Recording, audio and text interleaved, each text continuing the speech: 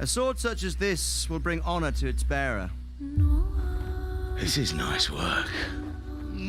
It's new, isn't it? You know the trouble with an adventurous life, son? It can end before it gets started. I might teach you how to handle a sword, and then someone will shoot you with a crossbow. Now, for the maiden bloodletting. Surely your father never would have imagined it would be your blood. Such miserable luck. To die by the sword you helped forge.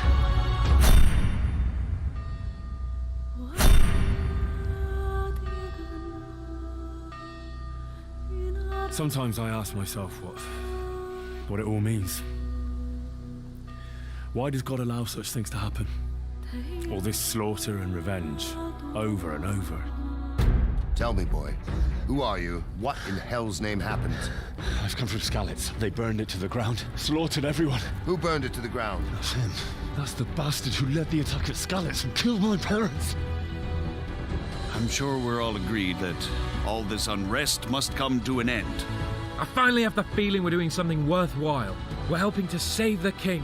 Instead of saving his drunken majesty, I'd rather find that whoreson who murdered my parents, get the sword back from him, and skewer him with it.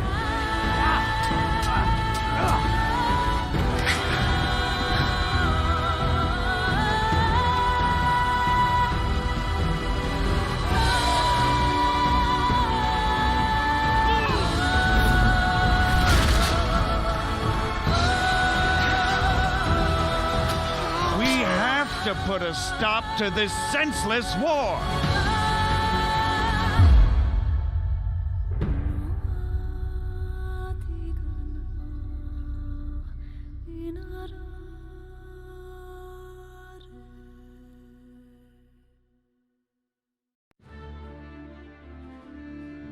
Well, hello and good evening. It is Thursday night, traditional streaming night of the Gaming Lawyer channel, which I only realized about 20 minutes ago. I was sitting here thinking about, I wonder if I should play a game right now. I was either going to play a game or I was going to watch something on Netflix. But then I realized it was Thursday. I thought I should go for streaming. I'm a little tired today. But yeah, here I am. So hello and good evening. Good evening, Nick. What a treat, man. What are you doing? What are you doing home at 10 p.m. on a Thursday night? Or are you at a game right now? You just checked in on your phone or something. I don't know. But good to see you, man. This is good to see. Oh, your game was canceled. Okay, so you're nice and free. Wow, yeah, this is since I started streaming earlier, this is a pretty rare treat that you're actually here from the beginning.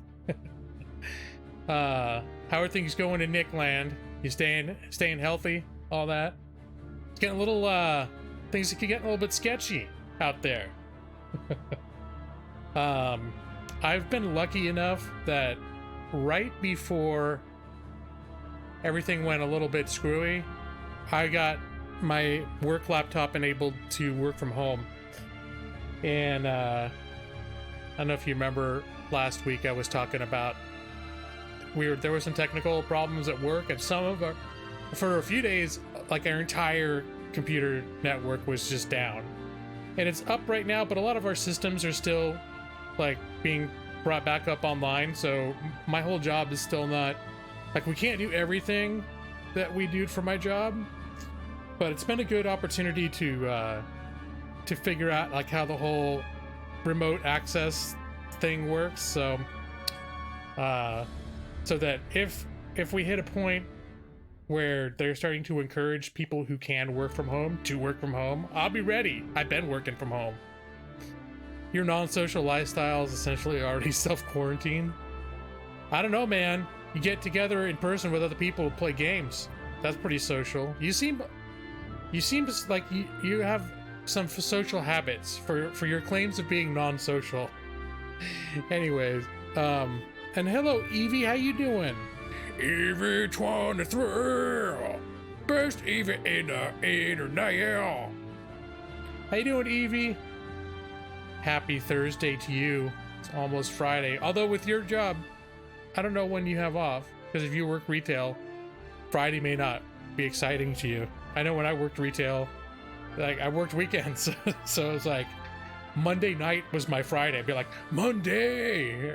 Or maybe I think it was Tuesday. And then I had like Wednesday and Thursday off, something screwy like that. But yeah. So I've been working from home, and sometimes a little bit weird hours because a lot of my regular job is about being available to take calls that are like when stuff comes into our regular call center about claim issues, which is only open during certain hours. People on my team need to be available to take transfers or to help assist with certain issues. And so that part of my job is actually still down. So I've been working on a lot of behind the scenes stuff sitting at home, and which means I don't necessarily have the exact times that I need to be there. Like normally we have to be there just to ensure that we're there and available during these contact center hours to take calls. And since we're not, we still have to ensure that we're available for the rest of our team, since we still have all like usually multiple meetings each day. We have multiple training sessions each day. We're constantly contacting each other within our team, just as part of our job. So I can't just work like at midnight if I want to, but it's like I get up, and usually it's around the time that I would normally get ready or leave for work. I just turn my work computer on, and I'm like, okay, I'm here.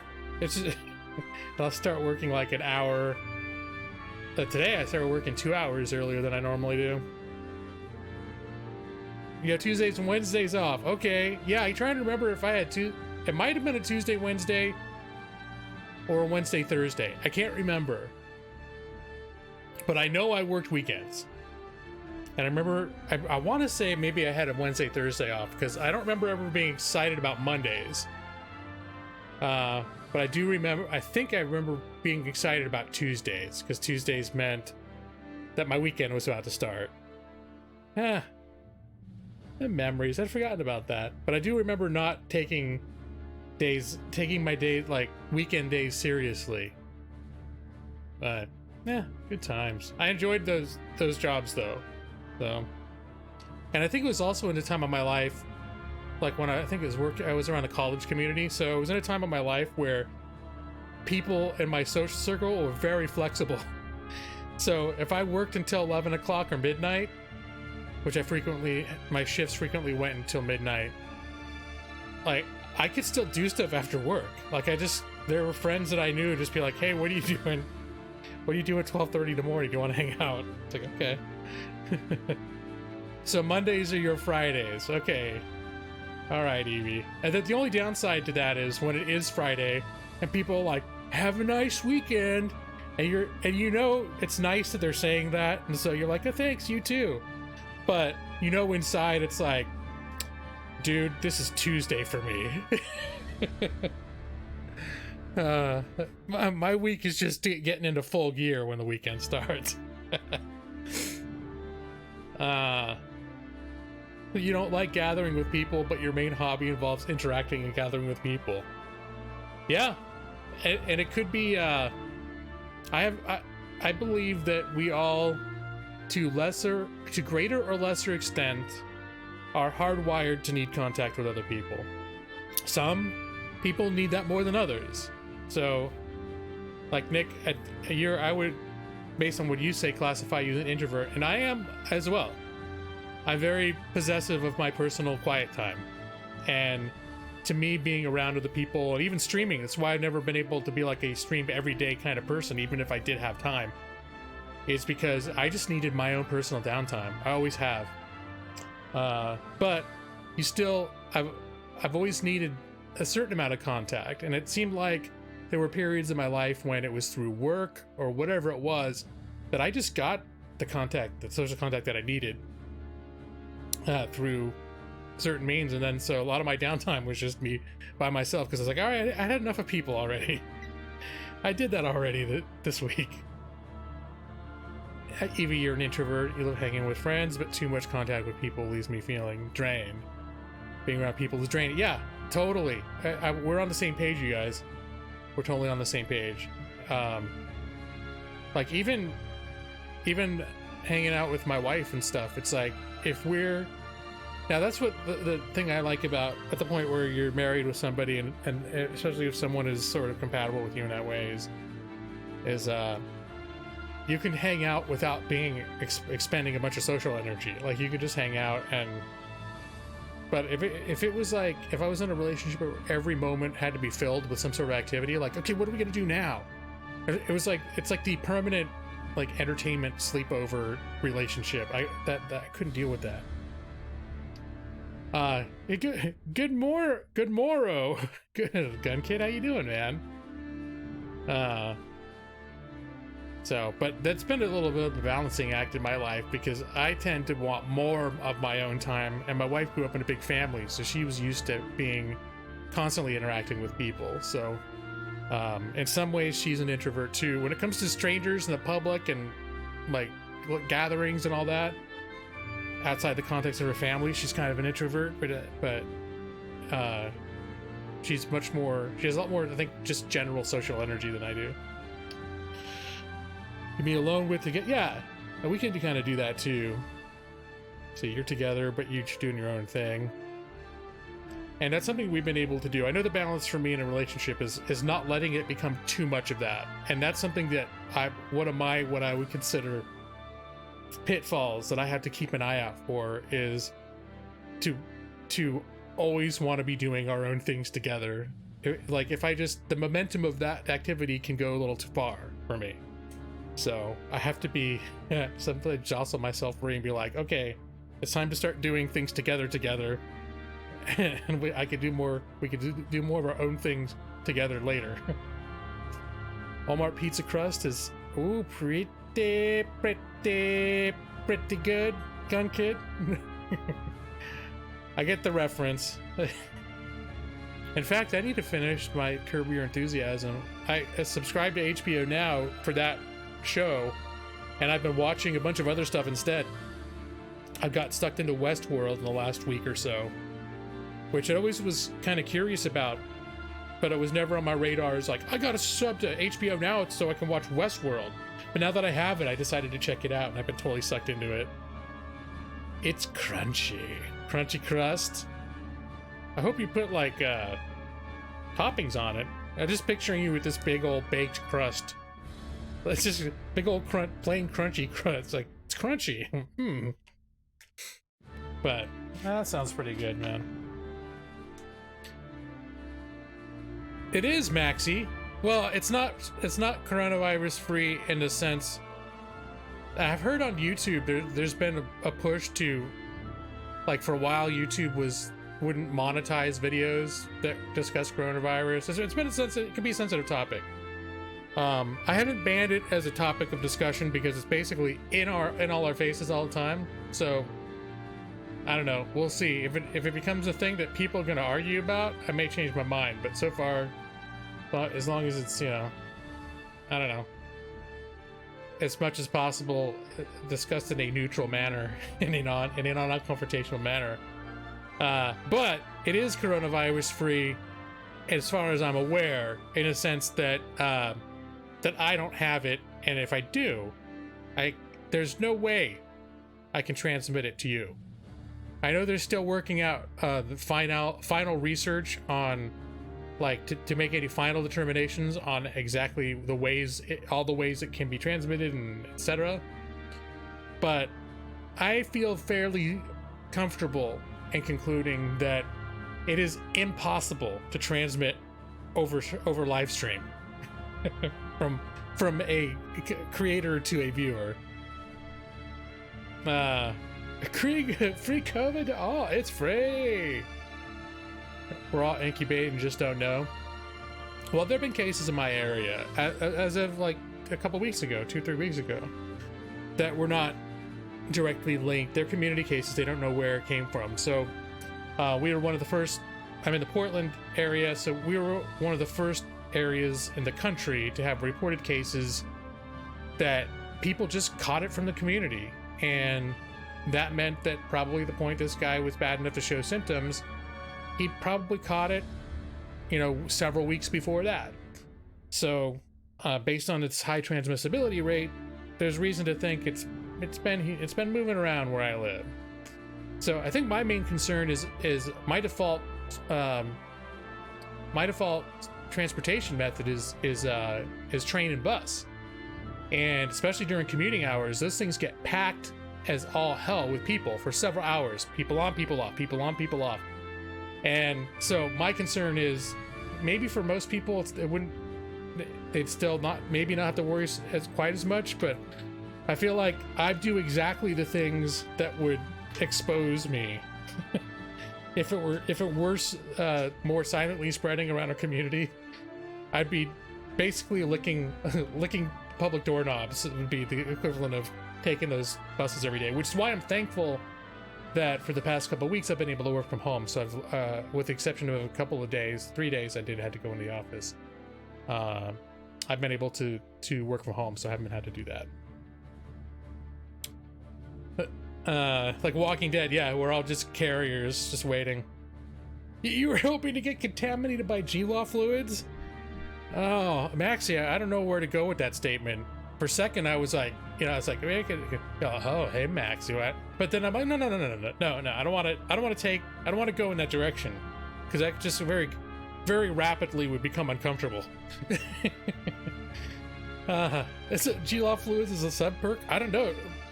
I guess I haven't developed a robust system of rewards for like people who are sponsors or what are we called? What are they called now? Something else.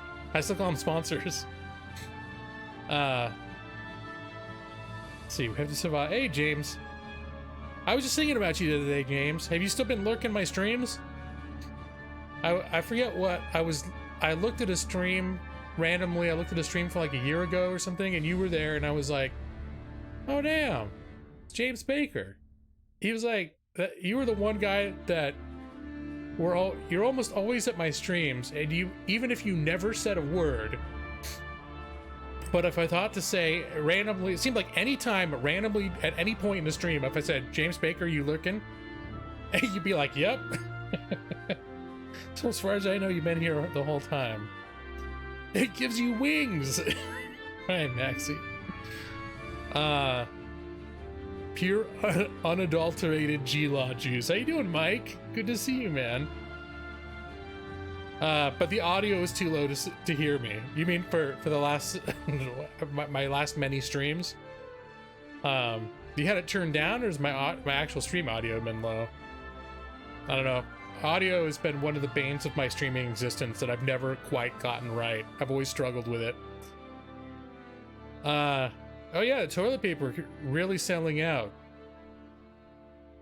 Yeah, that's one thing we haven't done, is we haven't really done the kind of preparation, the whole like stock up on everything you would need for at least 2 weeks. And that's one thing I'm starting to think we should consider doing. I mean, part of it is because we don't drive, we don't have a car, that doing like a bulk shopping trip is a little bit logistically tricky for us. And also the fact that other people are panicking and trying to buy out whole flipping stores too. I mean, listen, there's a nice middle ground of sensible versus stupid. But yeah, buying 2 weeks worth of stuff in a one trip for us would logistically be challenging. Maybe we do delivery. I don't know. You might get mugged for that TP. See, the initial panic buying is the catalyst. Is the catalyst for certain things spinning out of control in terms of things selling out, you mean? Yeah, we'll see how things go.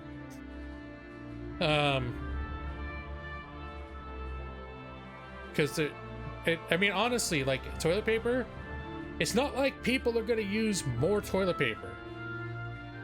I mean, not like, oh, at like per month, all of a sudden toilet paper consumption is going to quadruple, or people are going to use 1,000% more. They're just stocking up. So yeah, maybe after that initial rush,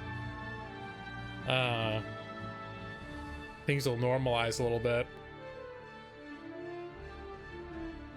Well, who was it that was saying something like, it was some talk show. Was it Trevor Noah had a clip where he was saying something like, if people are panicking about toilet paper, he's like, there were times when I was growing up, we didn't even have toilet paper.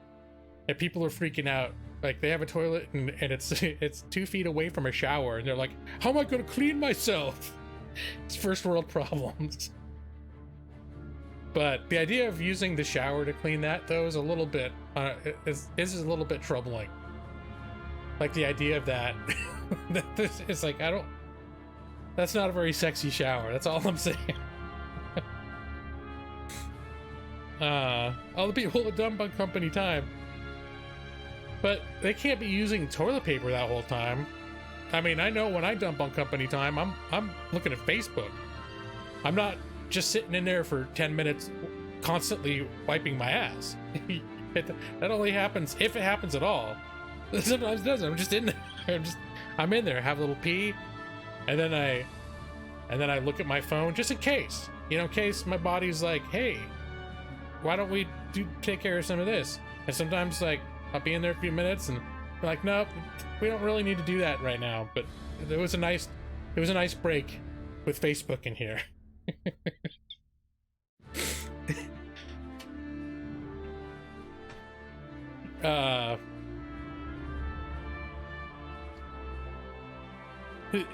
Bid it? Bite it? What? Gun kid?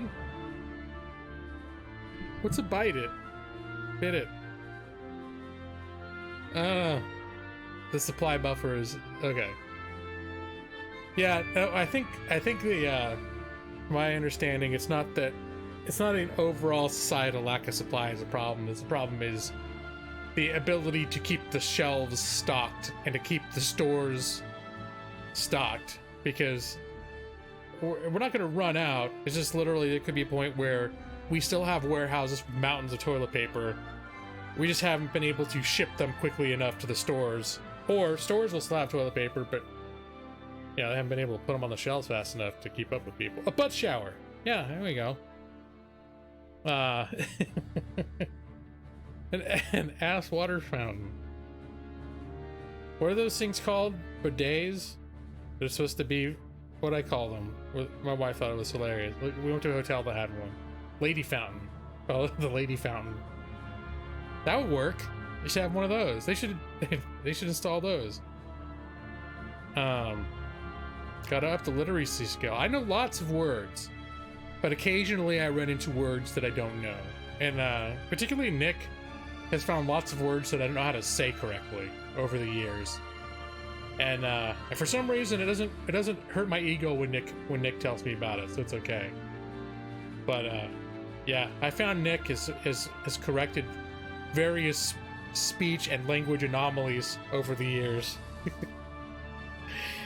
It's French. Oh, is that what we're talking about? Bidet? I didn't know that was I was looking at the word and not even associating it until I saw Mike. I looked up and I saw Mike. Yeah, and I was talking about bidet.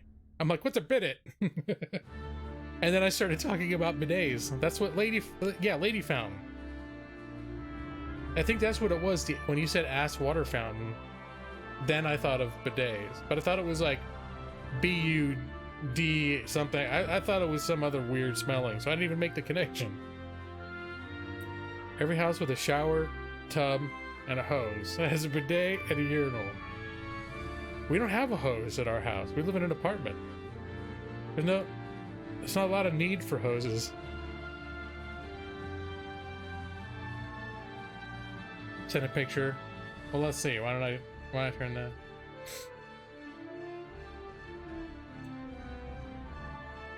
But yeah, so I have been self-isolating a little bit this week and I think it's just allergies, but that was one of the things where, like, we could still go to work, but there's not a lot that we could do, so a lot of the team hasn't been. But like, it's also kind of allergy season, so I've been having, like, waking up with a little nasal congestion, which is not the kind of, like, you can get that with coronavirus, but it's not the kind of warning symptom that they're like, hey, look for these. What is it? It's cough, fever. What's the third one? I know there's one more that they're saying are the main ones, but essentially there's all these little low-grade symptoms that can look like a common cold. So when I wake up and my nose is running, or if I had a little bit of sore throat, which happens at various times of the year due to allergy things kicking up in the environment just because of nature. Shortness of breath, that's the other one. That's right, Nick. Alalee Hernandez call. Hi, Alalee.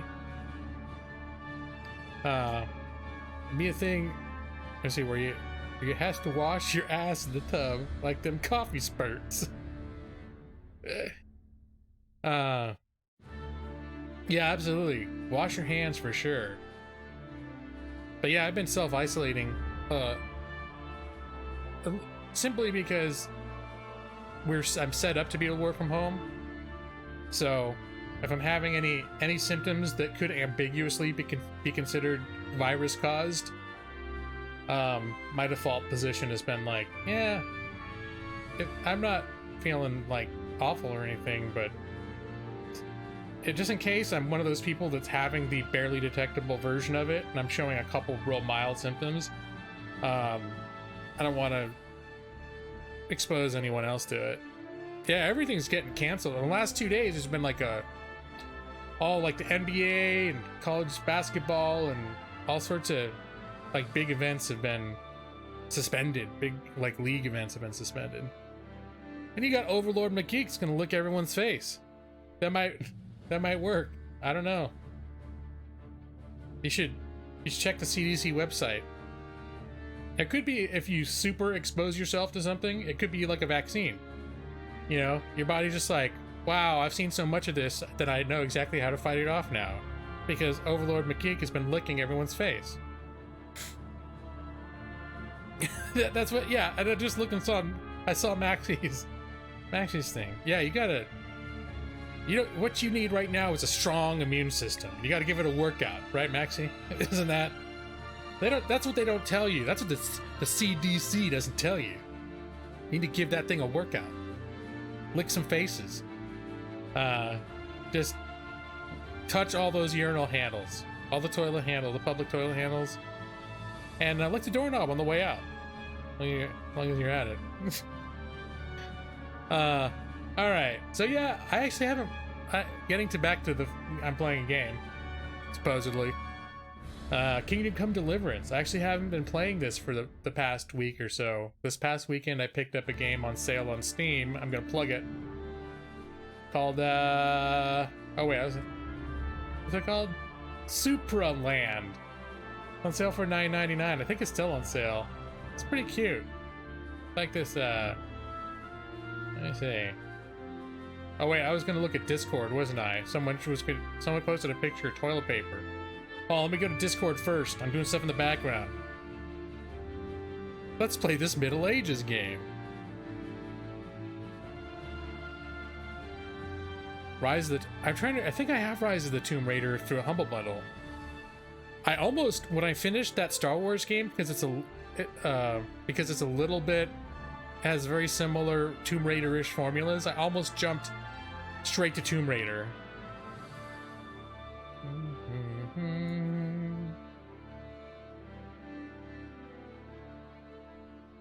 Oh, it's like people have been talking on my Discord and I haven't been paying attention.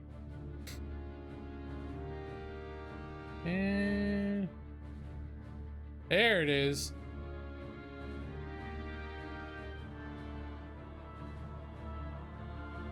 Oh, Mike, is that a Costco? That place has been stripped. Yeah, that's a little disconcerting. I haven't been to Sam's Club, which is essentially, that's the Walmart's family version of Costco.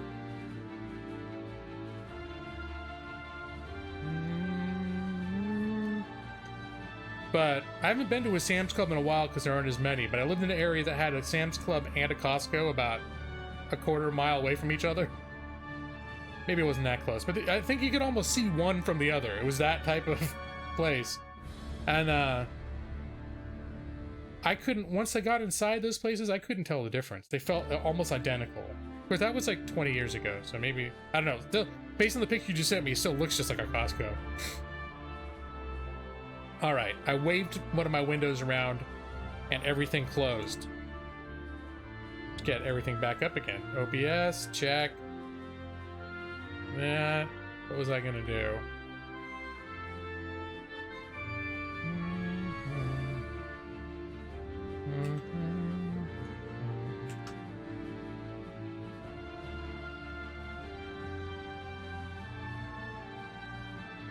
Oh yeah, I was gonna show you guys Superland real quick. This game I've been playing that I almost tried to plug. I almost was gonna plug on Twitter because I've been having a lot of fun with it. It's just a very lightweight, chill game. And I never even, well, I think I might have heard about it briefly. Some content creator plugged it several months ago and was saying how it was really good as an indie game. And then I probably forgot about it until I saw it on sale last week, and then I picked it up. Trading red and gray for gray and blue. Okay, yeah, that's what I thought. You like Shadow even more? The reboot is still your favorite. Okay. See, I never got through the reboot, and one of the issues that I had with it was for some reason the camera motion. There's this whole head bob thing going on, even though it's a third-person camera, that made me go a little cross-eyed sometimes. And I think that's one reason why, like, I stopped playing it. It's one of the few games that I played that I had an issue with getting a little bit nauseous. All right, let's go over to my, here we go. Here, I'm just going to show you guys this. No! Oh, here we go, yeah.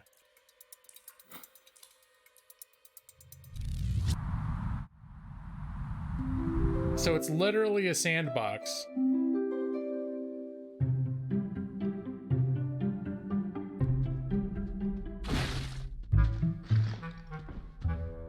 It's like exploration puzzler. There's a little bit of like a portal type vibe with some of the puzzle mechanics. There's some rudimentary combat.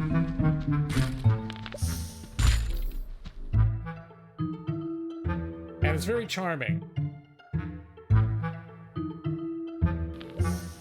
It's a little Metroidvania-like, where you keep getting upgrades that allow you to traverse the environment in new ways, so you revisit certain areas, and you can suddenly get like up to that treasure chest you couldn't get to before.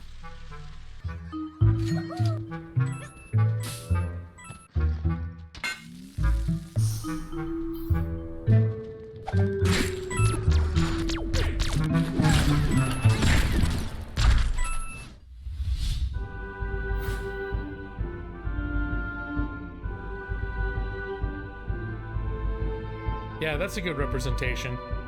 That little pie graph. Let's see. I'm curious to see if it's...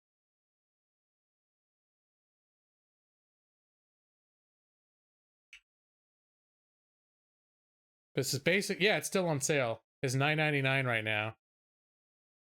And there's free demo. But yeah, I don't know if it was just... I think it might have just been that it was the right mood. I was in the right mood for it. And it's pretty chill. So I've been, and it's also because there's no voice acting or it's not a lot of story going on. It's a game where you can watch YouTube videos and stuff in the background. So, yeah, they're pretty nice. So here we are in game. A lot of stuff. I did play this quite a bit, I think, since the last time I streamed it. So I don't think anyone here was totally like, I've been watching all your Kingdom Come Deliverance content from beginning to end because I want to follow the story. But the game is nevertheless a story-heavy game. Nourishment 82. If I eat out of this pot, I will have overeaten. So we're just going to leave that alone for right now. Hey dog! I bet my dog could use some food, though. Yeah, you missed. Sorry, Gun Kid. I mean, even if you go back and watch all the streams I've done on this, I think this is like my 5th or 6th stream. Of course, 3 of them did happen in one day. Let me see. I think my sidekick has some meat. that I'm saving for my dog. There it is, the cooked hare meat. I could have some cooked hare meat too. So I'm gonna grab 2 of these. One for me and one for the dog. And I go first because I'm the alpha. The man eats first, dog. Then you go. Here. Look what I've got for you. You'll love this. Gotta keep the dog happy. There you go. There you go. Good dog. Dog is here. I'm no longer mad. See? Every happy ending. Alright, dog. Chill. There's no bad guys here. There's the good doggy. That's my boy. That's my boy. Good doggy with these strangely human eyes. Maybe he, yeah, Putin, possibly. Flute. You missed the part where they invented flutes. Were flutes not invented? Back when I was playing earlier? Maybe I helped invent the flute, but you would never know because that happened offline. So, let's see. I think the most recent thing that I did here is I was following the overall quest is the main quest was about melons, all right, dude. Sweeten up your Don't care about your melons or your prunes. The main storyline, we've been hunting down these guys who attacked the horse farm and killed a bunch of people, and then they were murdering witnesses.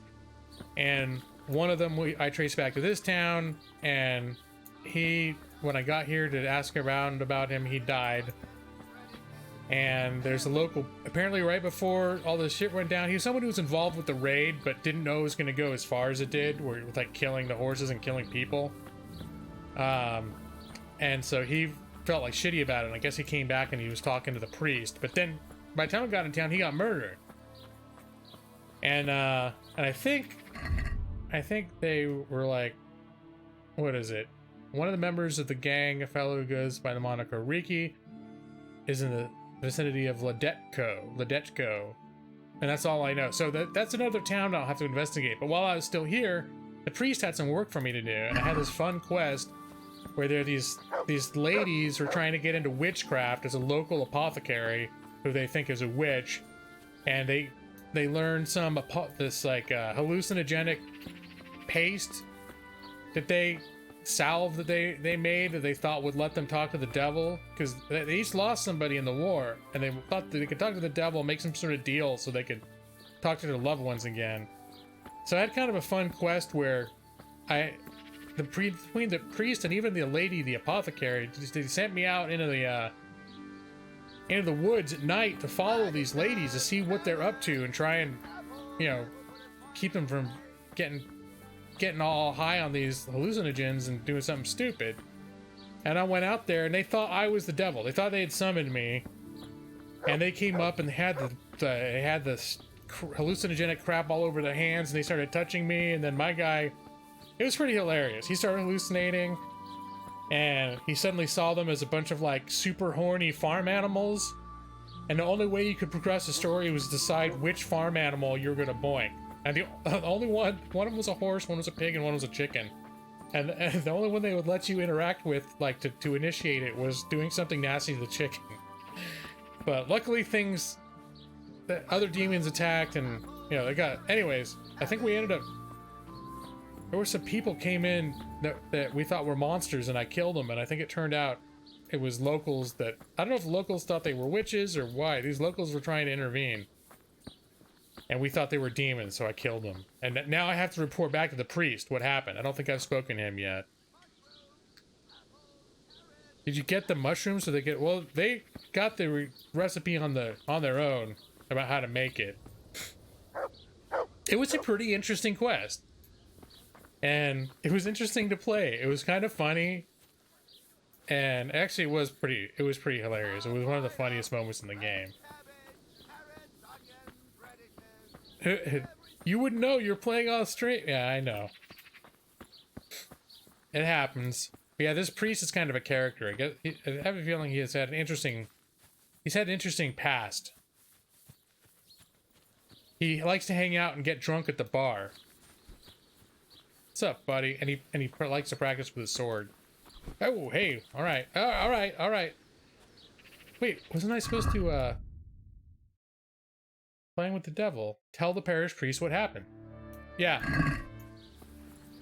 And when can I talk to you though? Here, I'm just gonna. There. Had to stay in the path of his sword. I found out more about the Ujit's witchcraft. Pray, do tell.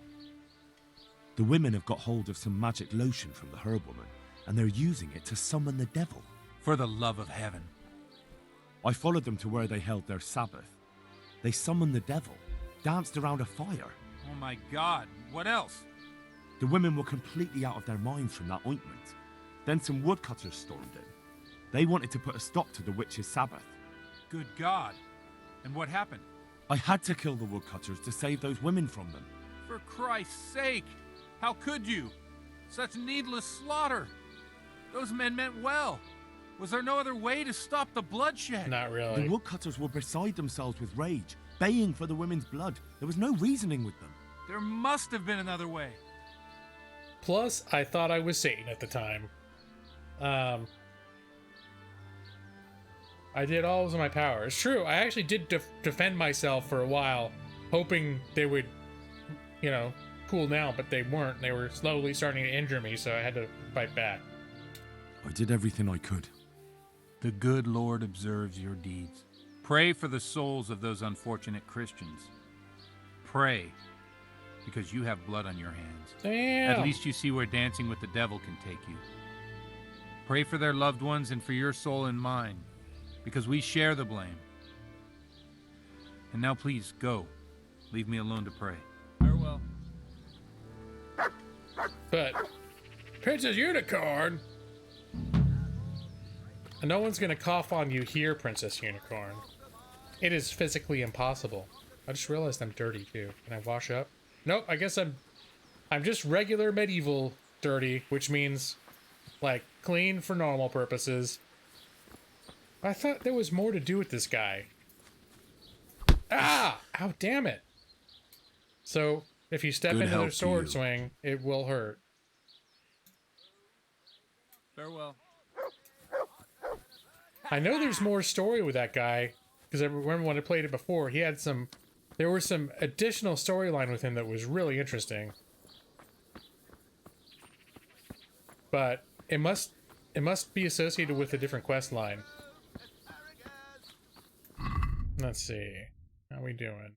Energy, nourishment, everything's good. Do I have any weird... Okay, that stuff. Wait, didn't I have a different helmet that I'd started using? Maybe not. It's a black plague out here. Caw! Hunger for black plague. Drink this meth. I'm sorry, it looks like your bones have ghosts. Yes, yeah. Good old medicine. Good old medicine. How you doing, Matus? So, let's see, what else do I have to do? Beggar's Feast, I'm gonna skip that. I kept doing these activities, which I think are randomly regenerated quests in that town that I was in before. Where it kept sending you out to go poaching animals to bring peasants food. And, or the refugees, that is. And it turned out, like, I had 100% reputation with them from doing that. But I kept doing them, and every time I did, my reputation with the town guard was going down. So I had to back off from that a little bit, and not just keep doing them over and over again. Hey, Miju, how you doing? Happy Thursday. Nice to see ya. Hey. I'm afraid to inform you that your body contains a spooky skeleton. There's no cure. What was that? That was on a show. That was on The Family Guy, wasn't it? As the doctor in The Family Guy is like, I'm sorry to inform you that your husband has a spooky skeleton inside of him. So I guess I can track down Riki. And I think there's nothing. I'm gonna check if there's anything else going on in this town. Oh, that's in a town I never even been to before. So you know what I think we'll do is I'm gonna come back home. I'm not gonna do the tourney. I tried doing the tourney, I got my ass handed to me. I'm not good enough yet. Okay, this is sort of like the hometown, so I'm gonna ride back home. Maybe I'll check in with my lady at the mill. And yeah, that's what we'll do. But maybe I should stop here first on the way back. I haven't been in Talberg for a while. No, I'm gonna head back home first. No, I can't decide. I'm having decision problems. Yeah, maybe I'll check into Talberg. This is where I was first rescued, and I haven't checked back in here since then. So, oh my God, he's right. It is almost Friday. We were talking about that earlier. Because for some people who do retail or other jobs, Friday doesn't mean anything because they work on weekends. But thankfully, Friday is the end of a work week for me these days. Oh my gosh, you're right. It is Friday the 13th. Ooh, Plague Dr. Mass. It's appropriate. Yeah. I didn't realize it was Friday the 13th tomorrow. Huh. I have to check my blood pressure and see if I can play a scary game. I've been avoiding scary games because back in October, when I was going to the doctor, they were finding some like abnormally high blood pressure readings, which seemed to even out, but it still made me a little worried about playing scary games. Jason Voorhees needs a happy birthday wish for sure. All right. Well, first I'm going to check with the townskeeper here to make sure the innkeepers will know if there are any remaining tasks that maybe people need help with before I leave. I'm honored that you should come to me. Is there anything suspicious going on in these parts? Nothing out of the ordinary, praise God. All right. Well, then I'll be on my way. We're going to Talberg. I got a new horse too. It's a white horse, and I got some nice armor and stuff for it. It's pretty sweet. But it's just more like a sheet, a decorated sheet, but it's fancy, damn it. Let me see, what's the best way to get over there? Guess I could just take this down to Ambush Point and go through there.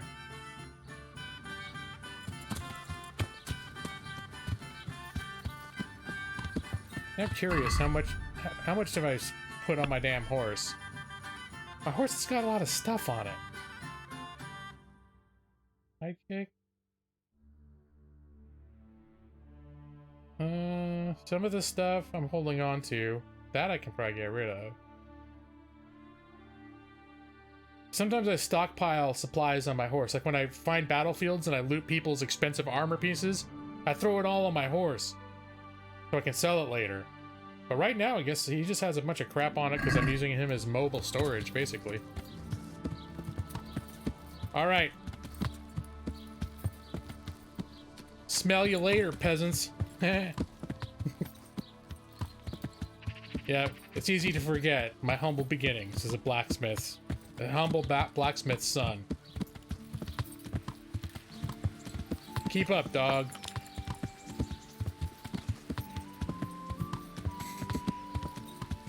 Now there is like a crossroads in this forest up ahead where bandits like to set up ambushes, so I'm curious to see if they've got anything waiting for me. This is still one of those games where if more than a couple dudes come at you at once, it can be bad news. Especially if they're well equipped. A lot of bandits they have ass for equipment though. But sometimes they got good shit on them. Yeah, I don't know, Nick. Normally I'd rely on you to tell me that sort of thing. A horse tabard? And I'm sure it's got the horse's version of it's got to have a name. What is this?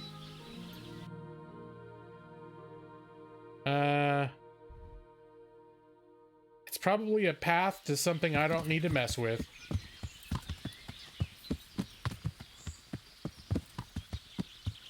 Probably some sort of damn bandit camp.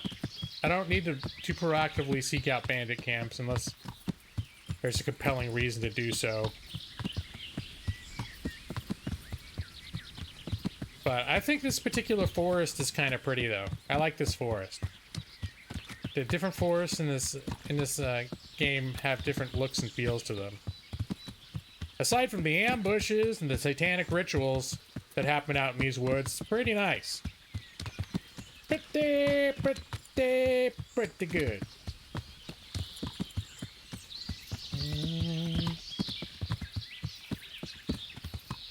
Oh, let me see. That's a good point, Nick. Let's see. It's under attack. Caparison is an ornamental cape for a horse. Okay, so I probably could have found this out immediately. I'm probably saying it wrong. Caparison? Caparus? Anyways. It's an ornamental cape for a horse, which brings the owner distinction and admiration and flaunts his social status. Imagine the embarrassment if two knights turned up at a tournament with the horses dressed in the same caparison. Scandal! Yeah, so. And I'm dressed rather nicely myself. I could use a little bath, but this whole little, the armor pieces that I have over the top are pretty. Let's see, this has got some, well, charisma 8, that's not great. What's that thing I had? The Red Noble's hood, charisma 16, that little cape I got over on my shoulders. Yeah, I'm rocking some style right here.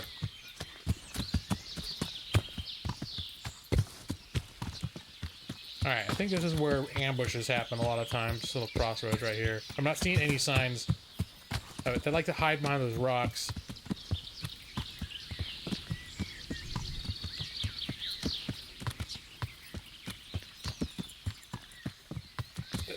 That must be what it has. That's because my horse loves playing soccer, little Pee Wee League soccer, so you have to drink lots of Capri Sun.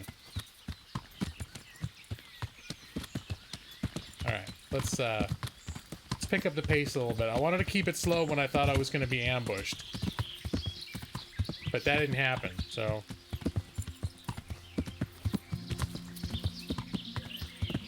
But there is a little something on the side of the road up here. A little concerning. Tropical breeze flavored. Alright, just a broken down wagon. Nothing to be alarmed about. That's how it was back in those days. If a wagon broke, it's not like you call a tow truck. It's like, that's just going to become part of the countryside. What's that stuff down there? Those gravestones just randomly in the middle of nowhere? Where'd that path go? I have lots of curious questions. Not curious enough to go up the path to where I can't see, but I will see what this is. I have no idea. Beehives, okay.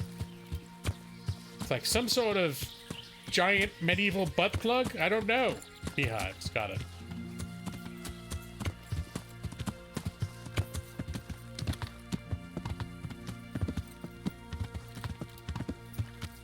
So, well, first things first, let's have a nice bath. Let's see, there's the bath. The baths are right here. Then we'll check in with the, maybe check in with the innkeeper, see if he knows about anything going on. Caw! See, weird, I can see the chat, but the stream itself is just a spinning circle. Can't even get, okay. So apparently Matus can't see my stream. I'm assuming everyone else can because you've been interacting with me, but if anyone else is suddenly developing this problem, let me know. I'll say, weird. Weird. Wait, hold on. Got too many chords. Typing is awkward. Weird. I'm forgetting how to spell. Is it I before E or E before I with weird? Batus. Trying to hear it. Alright. So I officially here, I'll say this is Caw. That's for you, Matus. All right.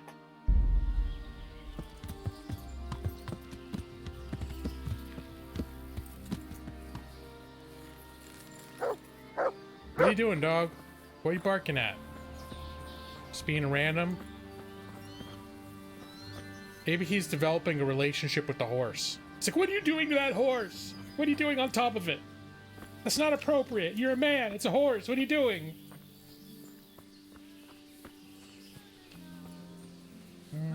I'm not gonna sick the bathhouse people. Villager. Bathmate. No. I need the one in charge. Proprietor. That's what we want. Jesus Christ be praised. How may I serve you? Of course, one of the things I can ask for is basically bath horse, so it's good that she opens up with a nice wholesome greeting. I'd like to order something here. I'm not going to do the bath horse, though. What are you interested in? That's a pay for a wench and everything that goes with that. Nope. Just regular cleanliness stuff. Get myself fixed up a bit. Have a bath and get my clothes washed. As you wish. Do you have the coin? Of course I do. Do I only have 100? Oh, that's right. I spent all my money on the damn horse. So I'm kind of like poor again. Not poor enough to haggle over 10 gold, though. Fine. Here it is. I'm sure you'll be extremely satisfied. Take care. Just want to get clean, that's all. I don't need to be extremely satisfied. I have a girlfriend, sort of. All right. Thank you, guys. And we'll check in with the... Oh, why don't we go... We'll check in with the innkeeper. The local innkeep. He's over here.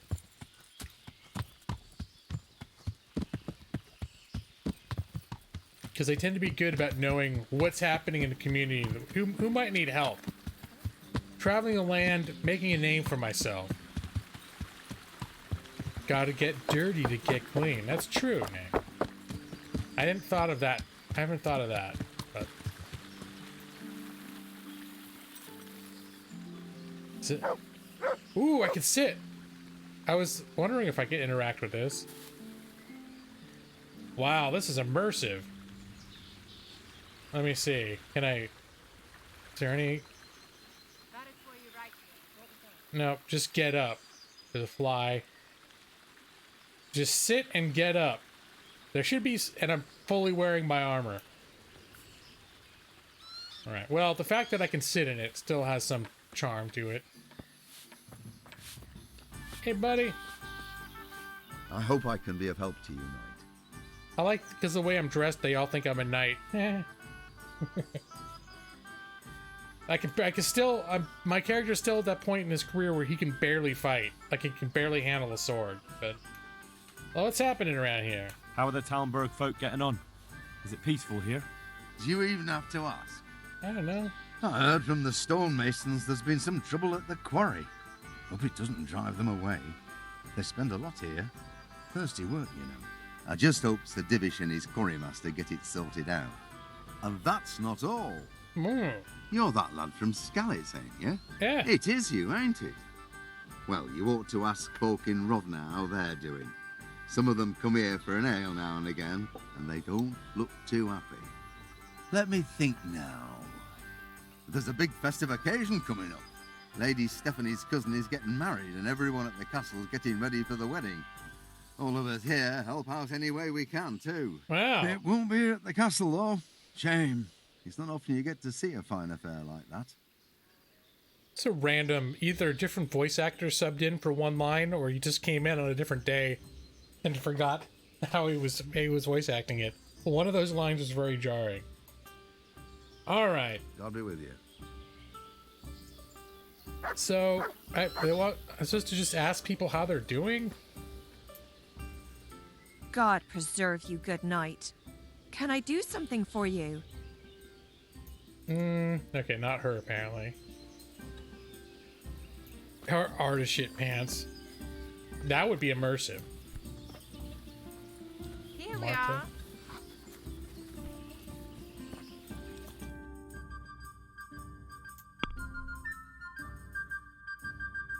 Let's see, any,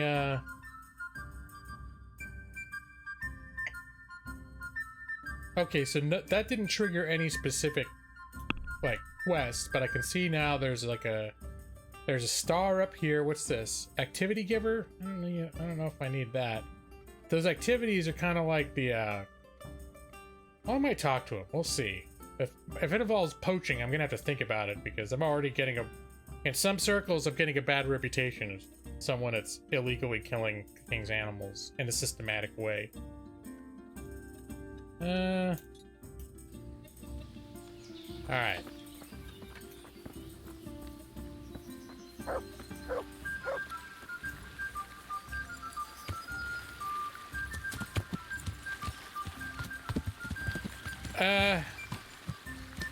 Alright, we're not gonna get in that traffic jam.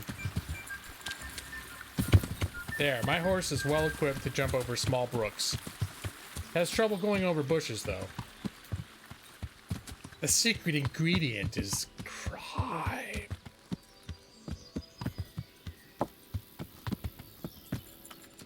His superpowers, he can smell crime before it's committed. He dared to kill the king's deer. So I did. I've killed a deer or two in my day.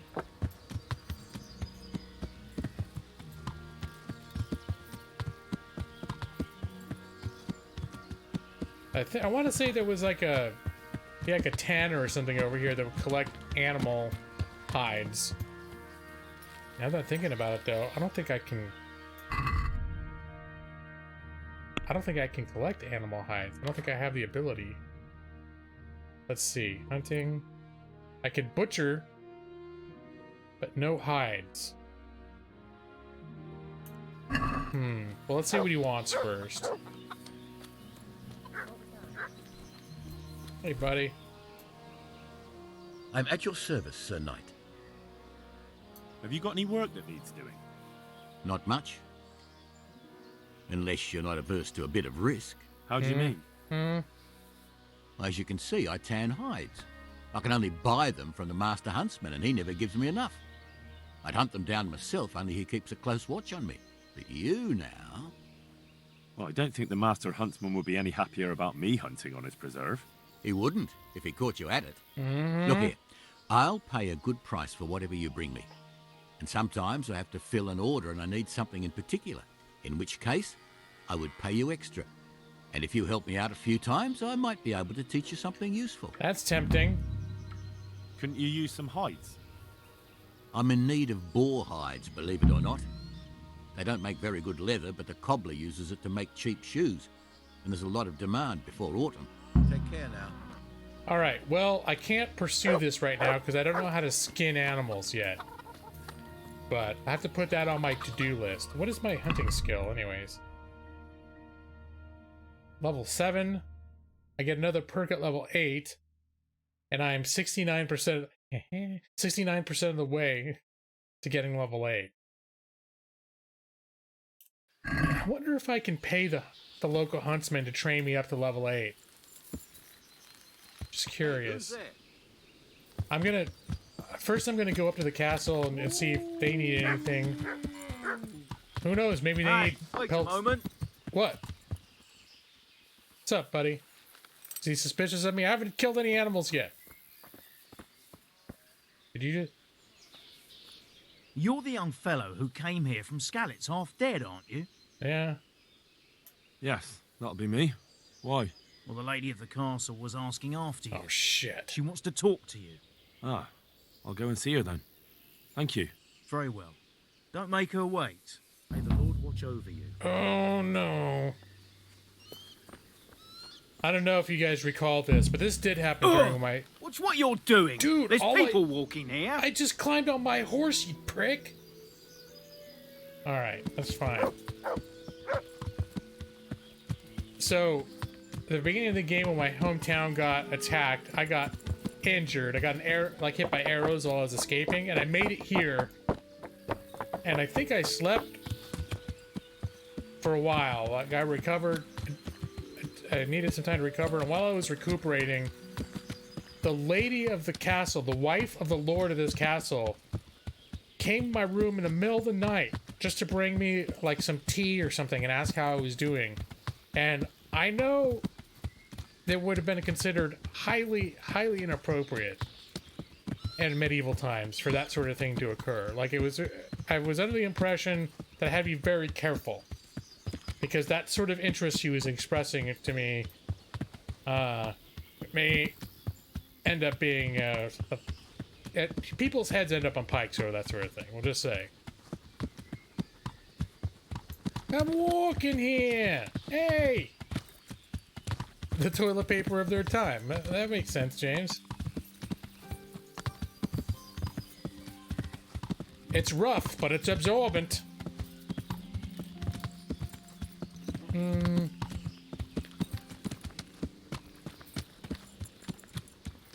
Hello? It feels like this might be too narrow to ride around in, but they have stables up here, so that suggests to me that it's okay to ride my horse in here. Brad Pritchard! Oh, how you doing, Brad? Happy, let's see. It's a Friday for you at this point, right? It's noon on Friday for the Brad. How you doing, Brad? I'm here to make friends with a local lady. A lady.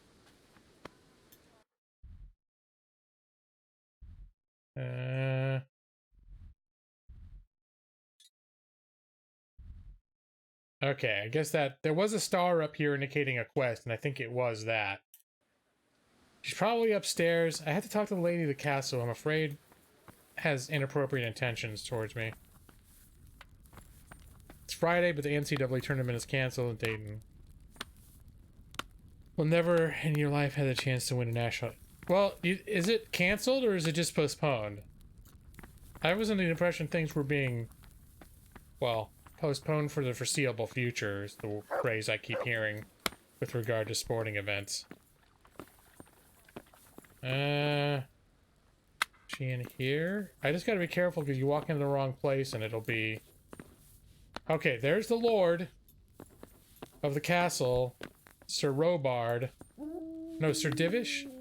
I think he's the lord. And that guy's his, like, general dude. Cancelled? Well, I'm sorry, Brad. You know I'm not a sports ball person, but I understand people are. God be with you, lad. What can I do for you? I'd like permission to speak to your wife, please. God save, my lord. I hope things are peaceful in your fiefdom. Peace? Peace is rare in these times. But right now I'm more troubled by politics than warfare. What's wrong? The monastery stalled the purchase of stone and everything connected to the building project. And now I find out it's because of the quality of the stone blocks, or so they say. I don't believe a word of it. It looks like profiteering to me. Oh, sounds like it, for sure. What do they say is wrong with the stone? Supposedly, there was an accident when one of the stone blocks broke loose, fell, and killed someone. But the quarrymaster swears by all the saints it isn't possible. He says he sends only the best stone, and I believe him. He's reliable and an experienced quarryman. I do have a quest to go to the quarry to check in on them, don't I? Or at least they mentioned there was an issue at the quarry I could look into. Profiteering? What's the monastery trying to accomplish? To lower the price. What else? We've already given them a fair price, and they still delay with payment. Or worse. Worse? You mean they'll stop paying completely? You could put it that way. They're looking for an excuse to back out of the contract and find another quarry where they'll be able to secure a more favorable deal. Wow. And is anyone dealing with the problem? Cutthroat medieval business. Well, my chamberlain is in charge of it, as always. But all he's done is send them a letter. He says putting more pressure on the monastery could provoke them. Those are his words. So there's nothing else that can be done? I don't know. I've been thinking about taking a more direct approach. But I expect the chamberlain won't even hear of it. He'll just keep on sending them polite letters and hoping that does the trick. Doesn't the chamberlain work for him? I don't know. I could help with this. Do you think this is a job for you? Sure. You aren't even in my service. I do serve Sir Radzig. He knows he can rely on me when he needs me, and I've never let him down. This is true. So do you want to go to Sasau and ask about the stone? Sure. Yes, I'll do it. Good. I'd like you to ask about the stone and keep your ears open. See if they aren't talking about another quarry. I'll do my best. Hopefully they'll talk to me.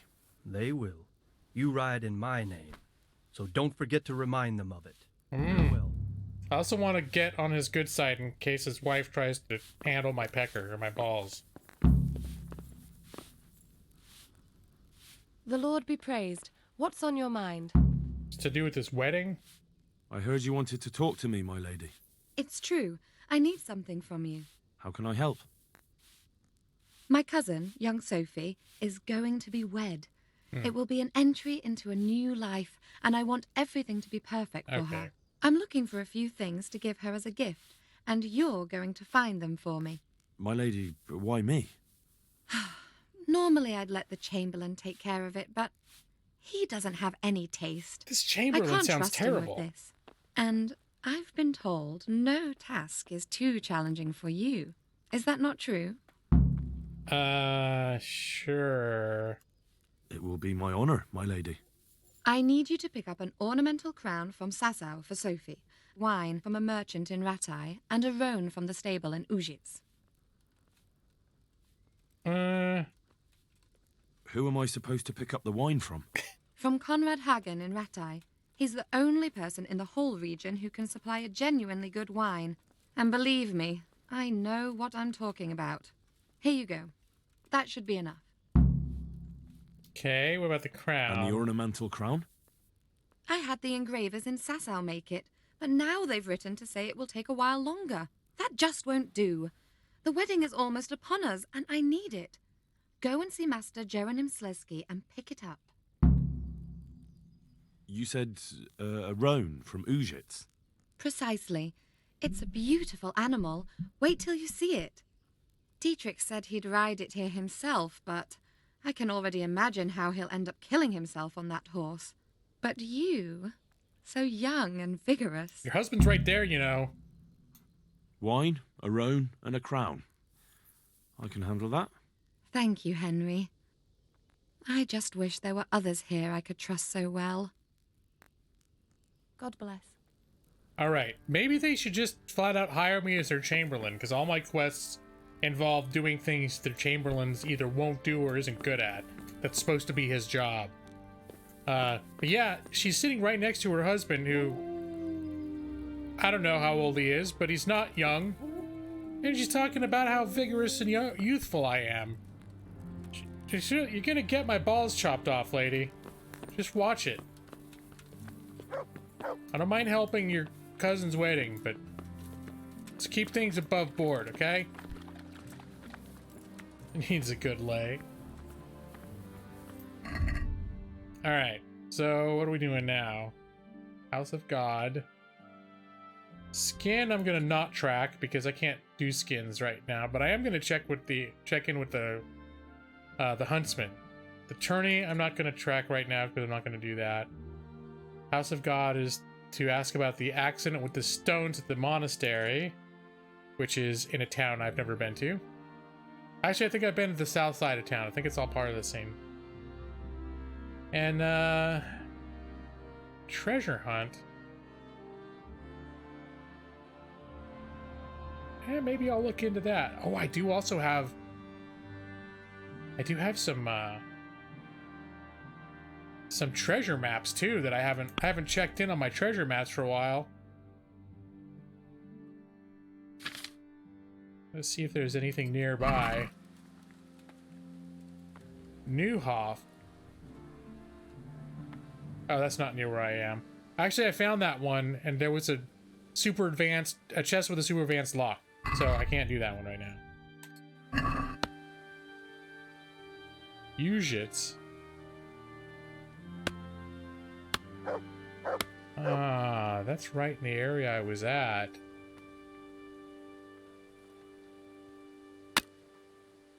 Ujits is to the south?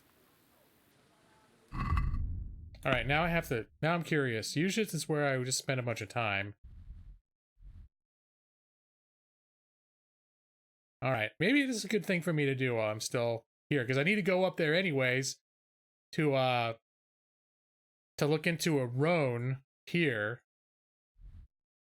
So this is what I'm gonna do. I'm gonna come up here. I'm gonna talk to the huntsman. See if the huntsman can give me any skill ups in hunting, so I can learn how to skin.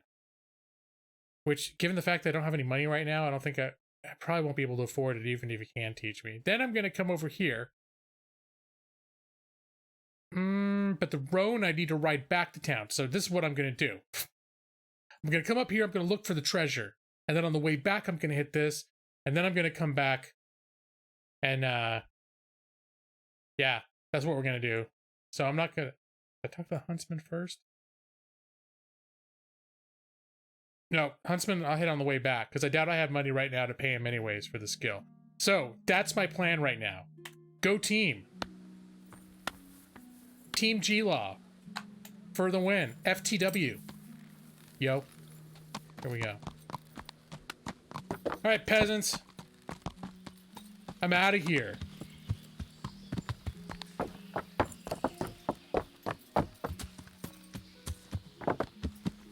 Yeah, it's been a Henry's come a long way since you last saw him.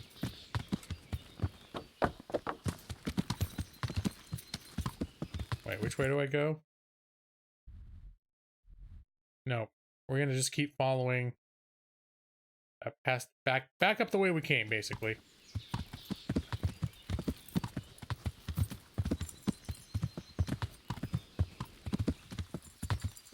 And presuming that they haven't set up an ambush in the 20 minutes since we passed through there before, I'm going to ride rapidly and without very much caution, because I don't expect there to be any surprises right now.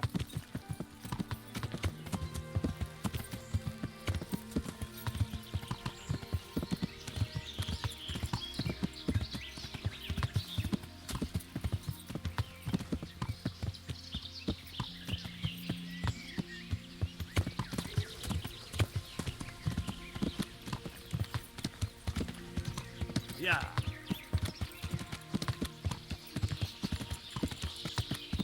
Oh, and the other thing I forgot to mention. Oh, hold on. That dude looks like he's one ambushing son of a bitch. Does he? He also kind of looks like Link from Legend of Zelda. Here's the. We'll do the sniff test. If there are friends hiding in the bushes, then we'll know an ambush is afoot. Uh-huh. Do you see what I see? Dudes hiding in the bushes. Alright. Maybe if I ride through real quick, I can get them to abandon their... Oh, are they coming out? Oh, the dog. Dude. Dog, why don't you... You can smell the dudes. You ran your Prince of the Apocalypse game? There's still not that much dungeon delving yet. Last night I dealt with Succubus. Run Bordello. Along the road to Wormwood. Wait, you made the Bordello, you mean? That sounds like a fun encounter. Alright, alright, yeah, I see. I knew that was gonna happen. I totally knew. Now that, 4 well-armed dudes, that's exactly the kind of scenario that I cannot, there's no way that I could take that on. So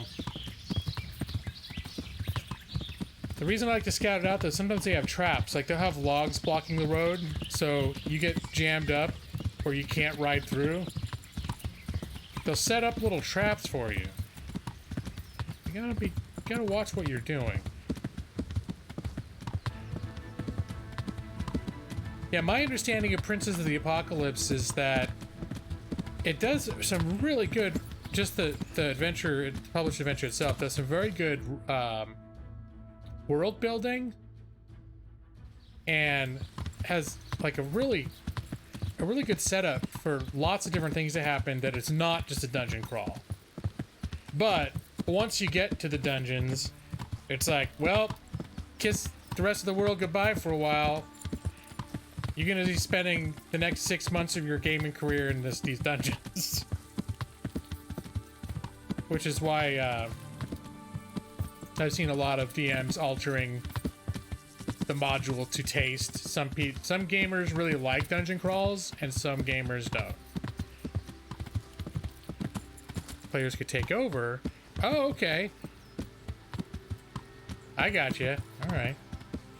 That was one interesting thing that I was looking through the Dungeon Master's Guide, because I do have the player's guide in the Dungeon Master's Guide for 5th edition, and there was a whole section about how much it costs to own different types of property, like what the daily maintenance costs of like the staff and the maintenance and all that. And I thought that was really interesting because when I played D&D back in high school, I think my dudes ended up having a castle at some point, and I never considered the fact that like all the people that would need to work there and they would need to get paid. Of course, I might have had it that it was like it was part of the knighthood and they were put in command of it, but they weren't responsible. Maybe it's been a long time. Maybe there's some reason where that wasn't a factor. Force players to take weeks to level up, force them to get out of the dungeon. Okay. That's an interesting rule, especially for, it's a good, oh, here's where we need to go. It's a good rule to avoid a dungeon crawl if there's something that forces them to leave the dungeon, because that was one of the complaints. Maybe you've seen the same thing. People who've reviewed it have said that once they're down there, there's not enough reason for them to leave, so it becomes like all the interesting stuff happening up in the real world just becomes sidelined because of that. All right, let's make sure map 3. We want to go up to where the lake splits and then look for some of those like hedgerow wall things. There's a tree at the end and a spooky skeleton. Okay, good deal. Can do. I might walk through here real quick just to make sure this doesn't, nothing funny pops up here like I don't know, some kind of quest or activity. This looks like more just sort of a rando homestead.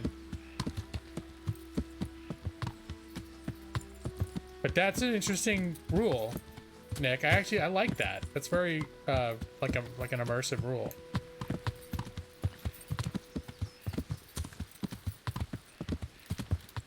It's like back in vanilla World of Warcraft, where you've got to go to the trainers to get your new skills.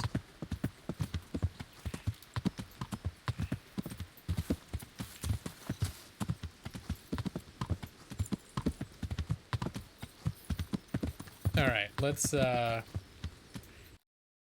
see where that lake is. We're gonna come up.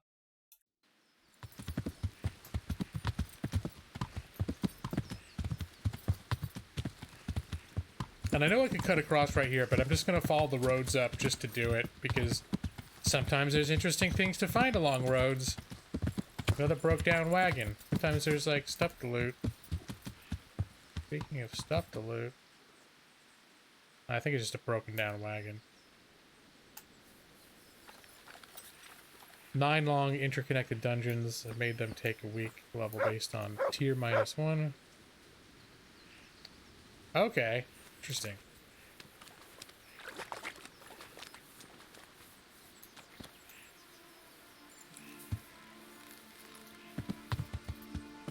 I think I've seen people also alter it, or I can't remember what the overview of that thing was, but they didn't have to go to all the dungeons, right? Or do they? Are they supposed to basically clear all the dungeons? Because I thought there were like 3 different subsects, and you could choose which one to go through in order to progress to like the master dungeon. But you didn't necessarily need to go through all of the sub dungeons to get there. I could be wrong. I know I did some research on that. Okay, this looks like the new level in horsemanship. This looks like that thing they were talking about. The second row right by, yep, this is it. Gotta follow this.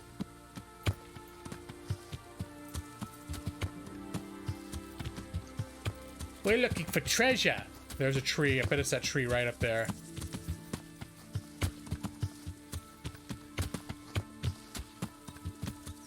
I'm not so sure about the skeleton business.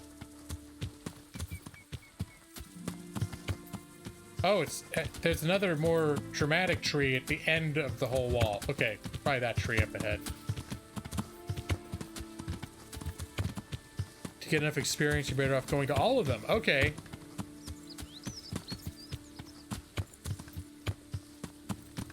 Yeah, I just know there are people that were changing things to make it so that their players shouldn't have to do all the dungeon content. But if you can find ways to pace it out and to get them having a little bit of variety, that's pretty good. All right, here we go. It's a grave. That's great. Oh, I do have a spade. My horse has a spade.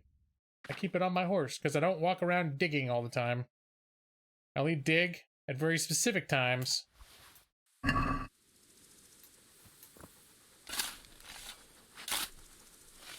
Vid Girl, Talons of Justice. How you doing, Vid Girl? Long time no see. Oh, there's like two people. They almost look like they're in like a lover's embrace down there. It's a little sad. Eugene, get out of 4 dungeons. Huh? What's in here? Ooh.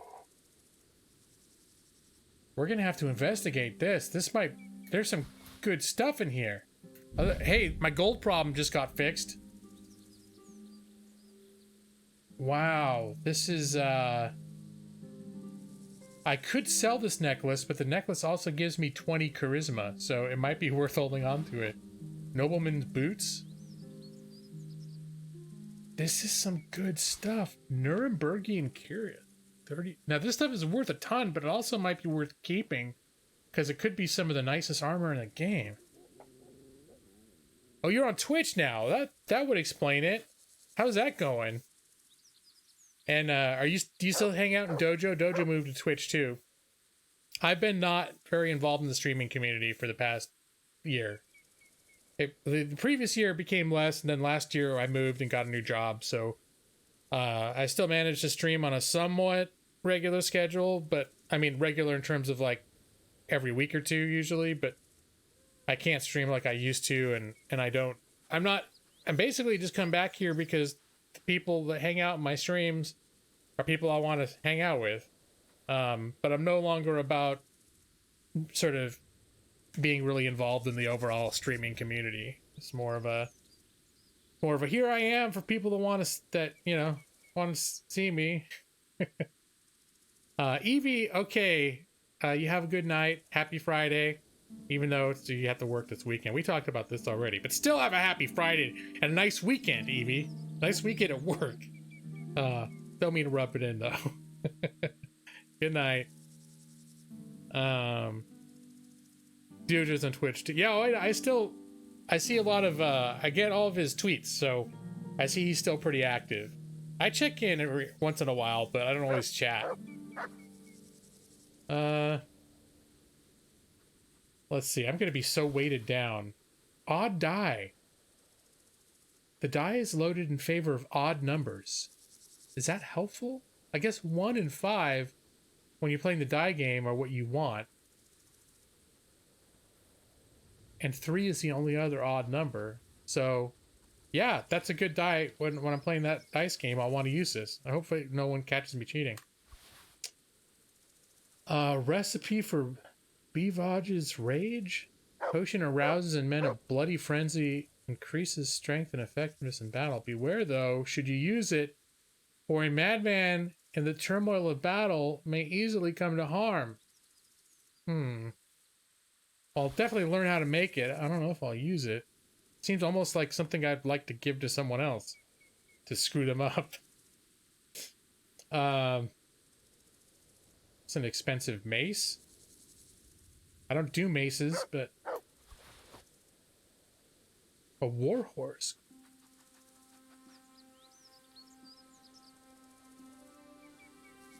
Huh.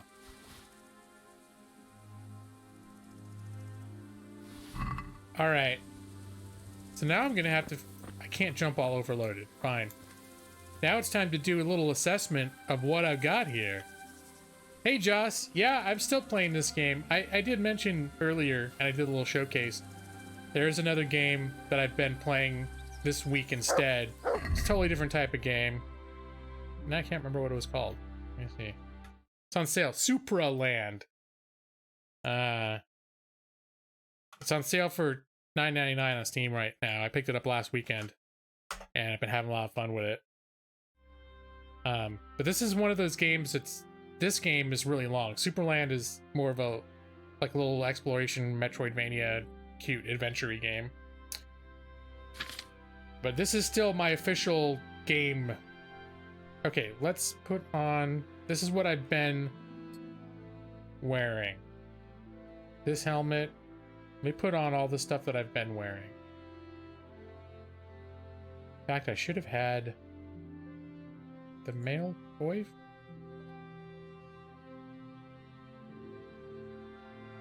Padded coif.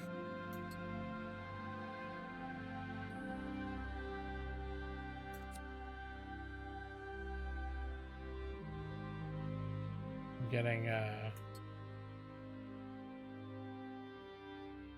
Warhorse coif is the new one. Okay. I'm starting to get confused. Okay. So this is what I wear normally, and then I just got all this new stuff. How you doing, Joss? Good to see you, man.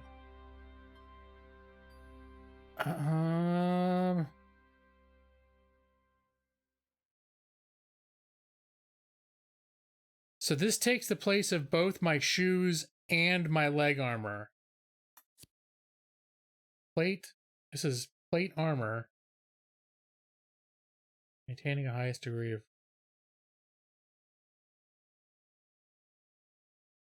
It's noisier, more conspicuous. Oh, but that armor, that's shooting me way up in terms of protectability. You know what? I'm going to put that on.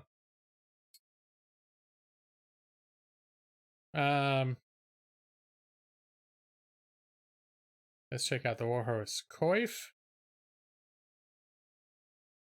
which does not actually seem to improve on what I'm already wearing.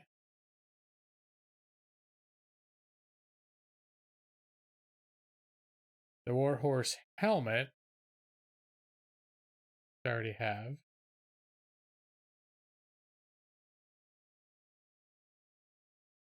The Nuremberg, ooh. This is a significant upgrade to my armor.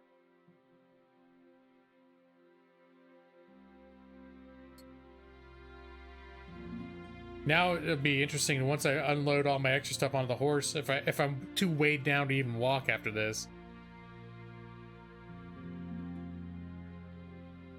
Look at all these happy reunions. Vidgirl, Gun Kid, Brad, Joss, Nick. What a little happy community we have here. Nobleman's boots.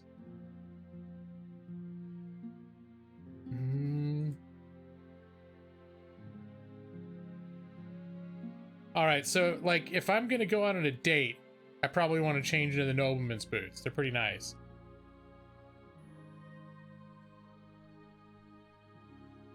I'll put that necklace on right now. That's upping my charisma. Although I don't know if it's worth for 1 charisma point, if I can get 1,000 gold for this thing. I'll have to remember that if I'm ever hurting for 1,000 gold.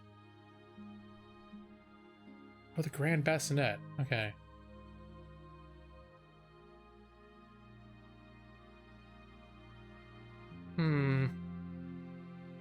Now here's the sad thing is, statistically, the helmet I've got is considerably better than this, but it's also got this towel wrapped around the top that I'm not a big fan of. But anyway. Alright, we're going to transfer the rest of this to the horse and see if I can still walk once I've unloaded all this stuff that I'm no longer wearing. Oh yeah, we're good. Man, I'm like super clank mode now. Alright, speaking of which, I don't need to have this on right now.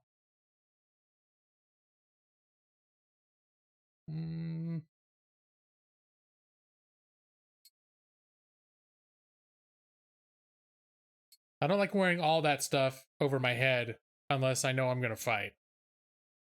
Because, yeah, that's claustrophobic. And it's the kind of game where you're not fighting all the time. So, how's your streaming going, big girl?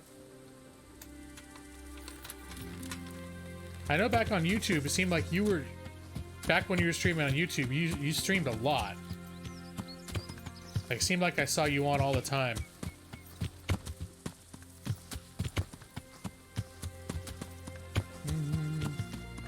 Alright, what was my plan? I found the treasure. I was gonna come back to the Roan, and then go back, turn the Roan in, and check the Huntsman on the way there. Alright. So see if the Huntsman can teach me how to skin so I can poach for the local tanner on the down low, you know.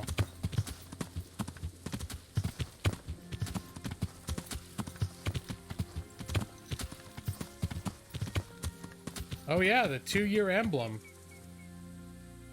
You never seen a green... Joss, you would have had a green one when you first started. Are you talking about the, You talking about the sponsor badge?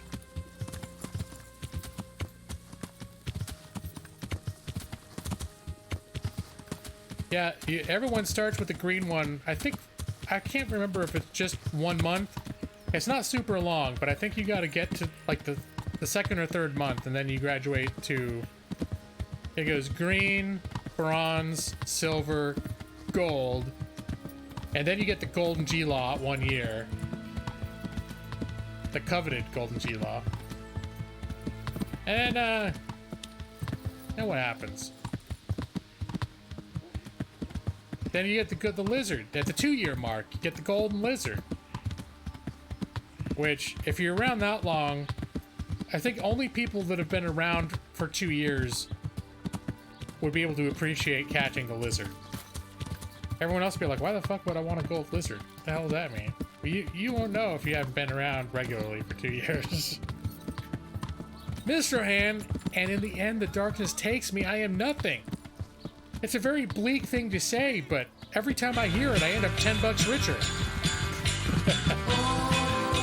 There it is. Summon the old pipe doc. Hey, what's happening? Hey, thanks for that. Thank you so much. Catch him. Hold on, I gotta catch the thief right now. Hey, buddy. Thief! Thief! I'm just gonna do my due diligence, buddy. All right, but I don't want to kill him. Where'd he go?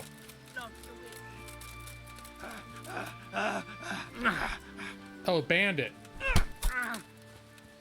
Fucker! Take that! Wait a minute. Ow! Ow! I don't want to kill him though. Last time I chased a bandit down and I fought him, I ended up killing him. I'm gonna let the other guy kill him. There you go. You gonna get him? Had enough? Had enough. Please, leave me be. Look, it was only a few groschen. Maybe the last time I did get the wrong guy. Be glad it didn't end up worse. No excuses. Hand it over. Here. You got the thrashing you deserved. I hope you've learned your lesson. Yes, sir.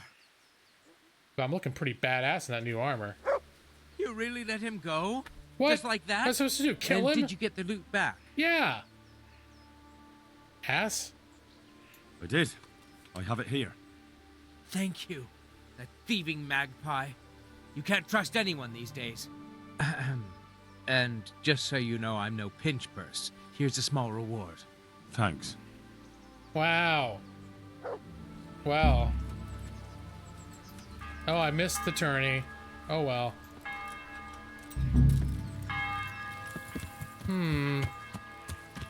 It is getting late. Maybe I should stay in this town for the night. I think I've got the permanent... I paid a big chunk of money up front, so I basically can stay here anytime I want. Time is it in game? That's 6 p.m. Maybe I see if I can find the priest again.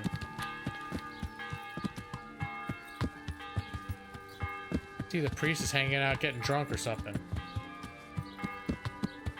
Yeah, he gave me... Well, I recovered 8 and he gave me half, I think, yeah? Alright, now the priest is still practicing his stuff.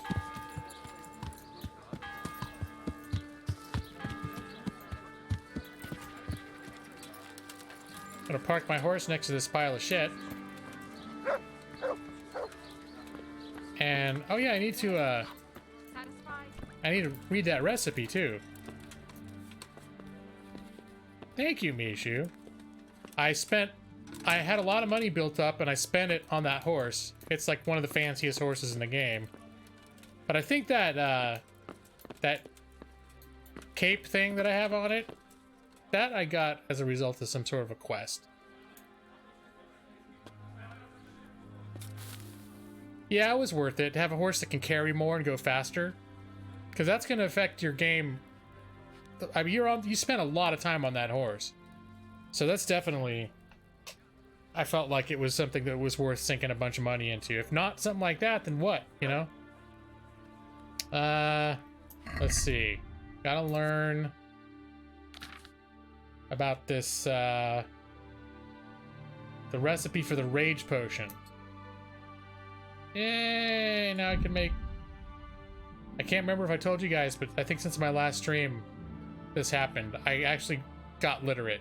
You start the game, you don't know how to read. And it's actually in this town that I'm in right now, there's a scribe. And I spent a few days in town taking lessons from him and learning how to read. It's 1402, I think is the year.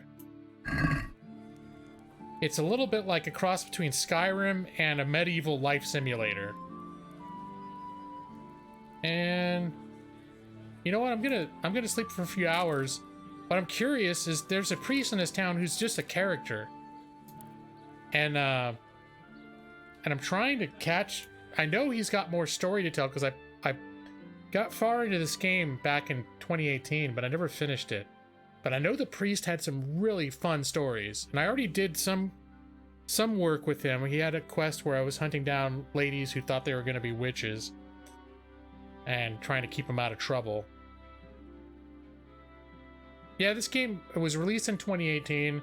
I've been looking at it for a long time before I got it. Like, I'd been hearing about it for a couple years. Alright. Get up. I'm just gonna see if the priest is here. Because apparently he likes to come to this tavern at night and get drunk. And, so maybe that would be the window into getting more quests from him. If I can... got my torch. It's getting really dark at night. I can try my new dice out at the gambling game, but no, let's keep focused. I want to see if the priest is here.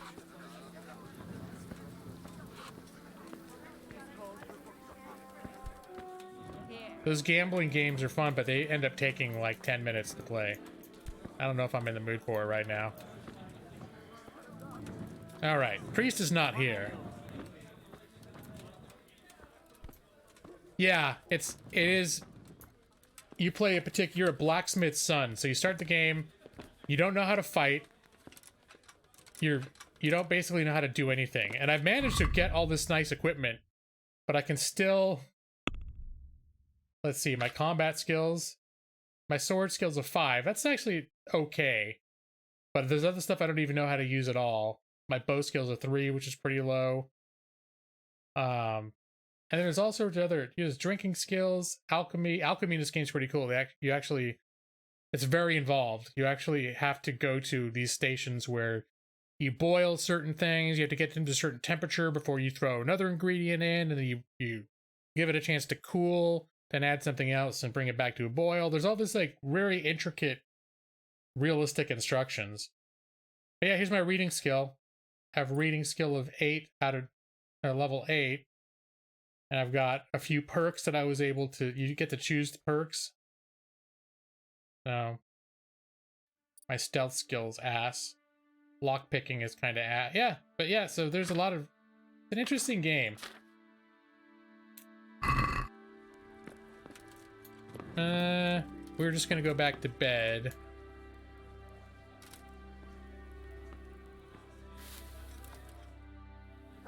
Well, the nice thing is you don't have to constantly be worried about all those things. So there's a lot going on under the hood, but at the same time, actually playing the game from moment to moment is not very complicated. That's right, you do need... I do have some pretty good horsemanship, and it's basically because I spend 90% of the game on my horse. And part of that's because there is fast travel once you unlock various areas, but in Skyrim and other open world games like this, I tend to avoid fast travel. Because let's be honest, traveling from one town to another in a game like this only takes, 5 minutes anyways. And random stuff can happen along the way. So unless I'm in a particular hurry, I don't like to use fast travel. But it is available. Oh, my guy's hungry. Is he... let's see what his status is.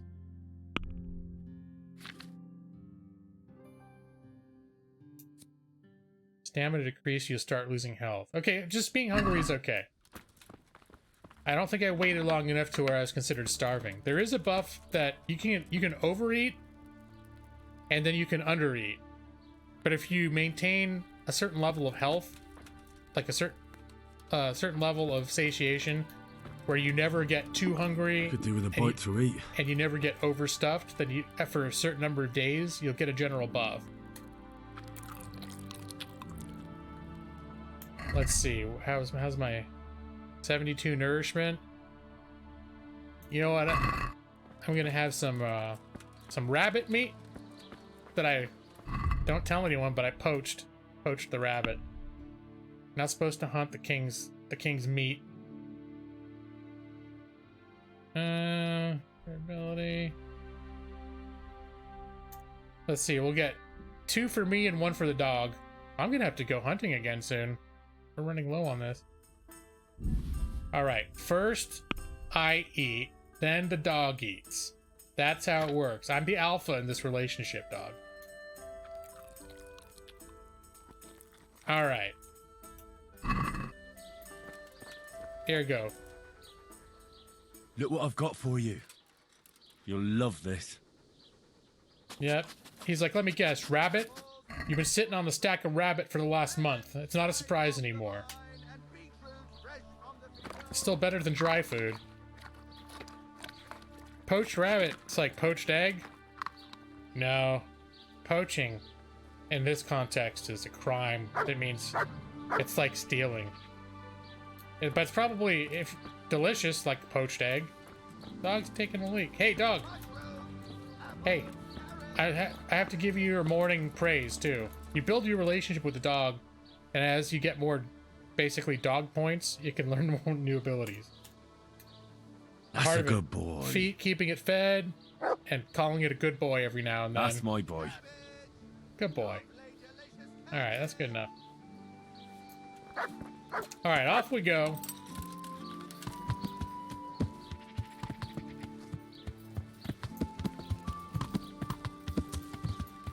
Yeah, what is it called? Skills. Houndmaster.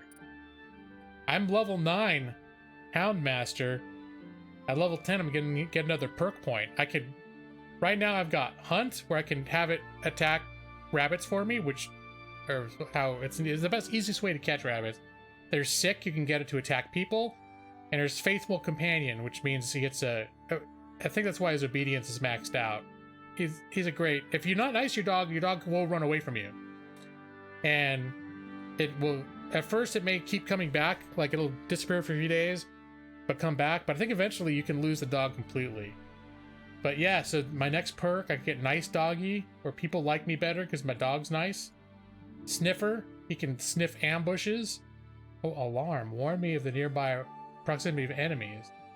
Tooth and claw, greater chance to cause. Yeah, so as you level your dog up, there's all these perks you can give him. It's pretty cool. I like nice doggy. But I also, look at my duds. I've got charisma coming out of my arse because of all the schmancy stuff I'm wearing. So maybe Sniffer would be the next move. I don't know. We'll decide when we get there. There will be a decision to be had. So right now, what brought me up to, I had a treasure map that I found on the other side of, found a treasure on the other side of town. But my real business in this town is one of the region's best horse breeders is here, and a local lord or a local lady is preparing her cousin's wedding, and they had prepared a horse to pick up, but their own, whatever their guy is that does business transactions, apparently he's too scared of horses to take it and ride it back home. So something like that, or some bullshit. Their Chamberlain, that's the name of the guy. Their Chamberlain sounds kind of useless. So I've got a bunch of quests right now to do stuff that either Chamberlain won't do or is too scared to do.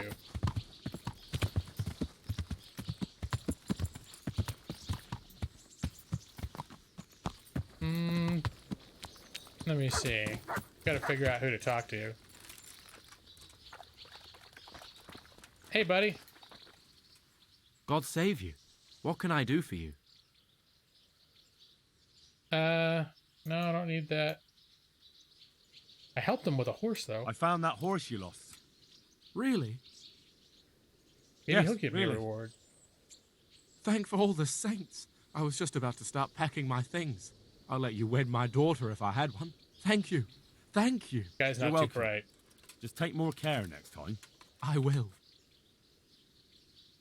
So apparently this guy, there was a quest before because the horse got a little spirited, kicked him in the head and knocked him out and ran off. By the time he woke up, he didn't know where it had gone. And his master was so pissed that he thought he was going to get fired. Oh yeah, everything is voice acted. Most of it's pretty decent too. I mean, it's not necessarily the best voice acting ever, but it's pretty it's pretty good. I hope I can be of help to you, knight. I needed something for the wedding. Yes, I'm looking for the local groom. Is that it? No. I'm looking for the local groom. Well, you found him. What can I do for you? The lady Stephanie of Talmberg sent me. She said you have a roan ready for her. Well, Chamberlain Dietrich said someone would come. We have him here, but if he's ready, I can't say. That miserable horse will let you saddle him and walk him around the courtyard, but as soon as someone sits on him, he goes completely wild. I'll ask what do I do, because this guy's a horse expert, but I do have a 9 in horsemanship. That horse is supposed to be presented at a noble woman's wedding. It probably won't be appropriate if he makes a spectacle of his rider. Is there anything I can do? Try asking Vashek. For some reason, that devil horse listens to him. Then take the horse with you. Dietrich's arranged everything. Take care now. Listen, Vashek's the dude I just talked to, isn't it? Alright. We talked to Vashek, see if Vashek's got some tips about this horse. Yeah, do you need a lullaby, Miju? I still do. It doesn't happen quite as often, but I still do them. In fact, one of my very recent streams, that's how I closed the stream out. Brad asked for it. Oh wait, no, I need to talk to the guy. Where is he? Let's see. Mount the roan. Oh, Vashek's out back now. Oh, hey Madros, how long you been lurking this whole time?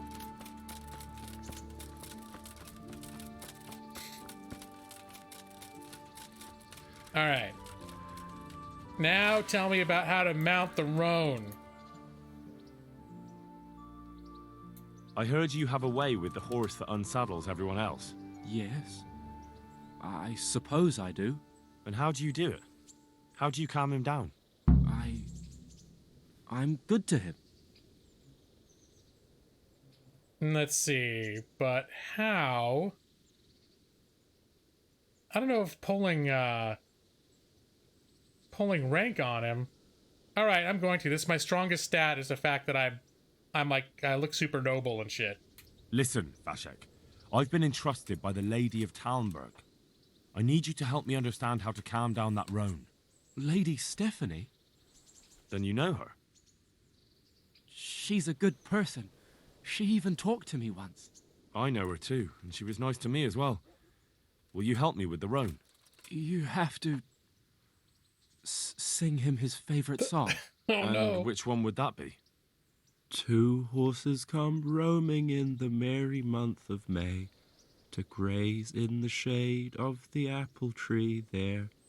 The first one is brown and the second is grey. Which shall I ride to my maiden so fair? That's, interesting. I know how it looks, but he likes it. Oh, great. Thank you, Vashek. Farewell. All right, Miju, are you looking to go to bed and need a lullaby now? Because I can do that for you. But if you're just asking for your, for reference for when you're going to go to bed in 10 minutes, I can do it for you then, too. Or if you're just curious, but you can't endure the horror of one of my lullabies, I don't have to do it at all. It's all up to you. But my services are on offer. Wait, where's the horse I need to ride? I will also be, apparently my character will be singing to this horse.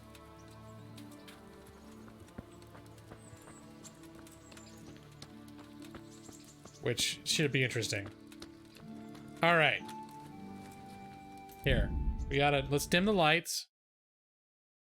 We need to have it nice and dark so your brain can shut down, stop being. Here we go. Go to sleep and good night. Your eyes are getting so heavy. Go to sleep now, Miju, go to sleep. I'll be waiting for you in your dreams. And there you go. Perfectly safe and tucked in, knowing that if you hear something in the night, if you see strange shadows outside your window, it's nothing to be afraid of.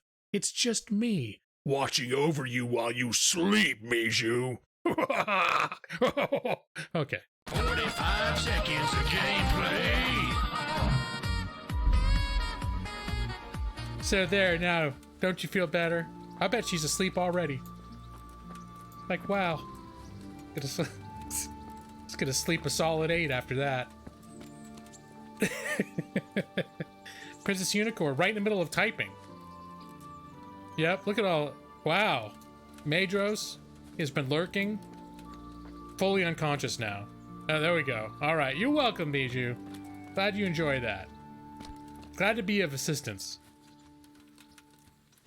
It is now Friday the 13th where Nick is. I should play a scary. Yeah, think about. See what's going on tonight. Maybe I'll play some Dead by Daylight or something. I haven't played any scary games in a long time. All right. So let's see what happens when I try to get up on this horse. So, boy, want me to sing? You're definitely the first horse I've ever serenaded. 2 horses come roaming in the merry month of May. It's working. Oh, the audio's glitching out a little bit. There. The first one is brown and the second is grey. Which shall I ride to my maiden so fair? Well, you still gonna throw me off? So far, so good.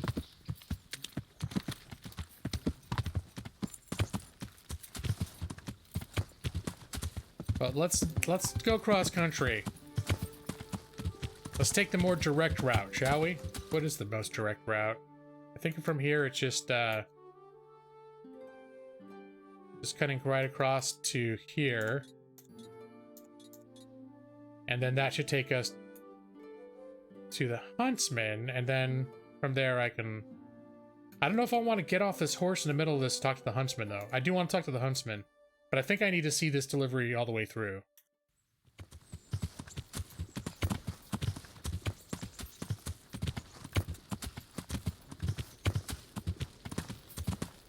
I'm afraid if I get off this horse to take care of any other business, it might bolt or do something screwy.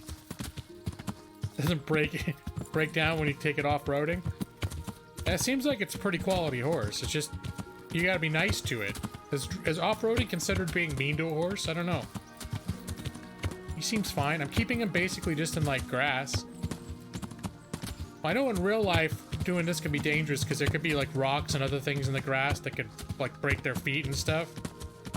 So in real life, maybe this wouldn't be such a great idea. If it was, you know, there wasn't really a good reason to be doing it. Like if you're riding into a battle or something. Alright, do I need to turn off this little road right here? Yes, I do.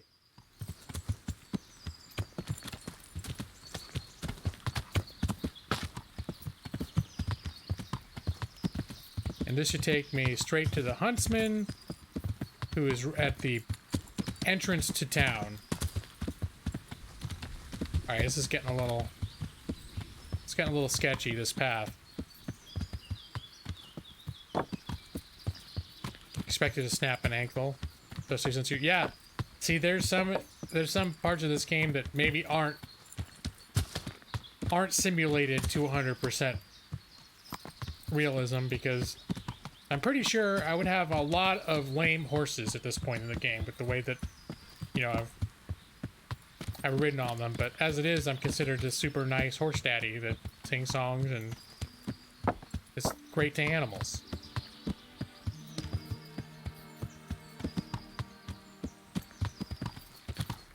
I'd probably be, in real life, I'd be on my 10th horse by now. Actually, I couldn't afford that many horses, so I'd be walking. I would have been walking after the first 10 minutes of owning a horse. That would have been the end of my riding career.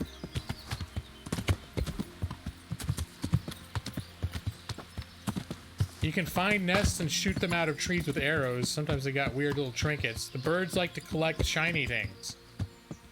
But I'm not going to mess with that nest right now. I do want to talk to the Huntsman, though. Let's see. I'm going to try this. If the damn thing bolts, I'm going to know better for next time, but...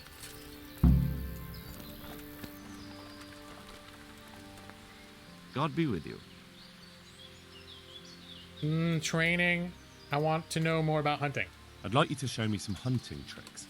Certainly. Oh no, I have to be level 10 before you can teach me anymore? I'd like to hone my skills. First, you have to have some skills to hone. Oh, man. Okay, well... Well, I'll think it over. May the Lord watch over you. Can't just level all the way up. You can only get one... I guess it's once every 5 levels. Like level ranges, you can use his skill. Alright. You're definitely the first horse I've ever serenaded. 2 horses come roaming in the merry month of May, to graze in the branch of the apple tree there. The first one is brown and the second is grey. Which shall I ride to my maiden so fair? Well, you still gonna throw me off? Alright, so it seems like particularly there's an audio bug when you're on horseback and you're trying to talk. Alright, watch yourself, lady. I'm riding a horse across a narrow bridge, okay? These people seem to like to get right in the path of your horse and then they get all pissed off.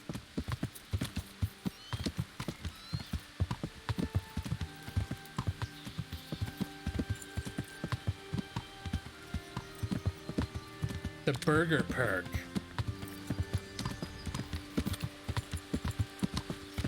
What's a burgermeister? That's like a mayor, isn't it? Is that like a town mayor?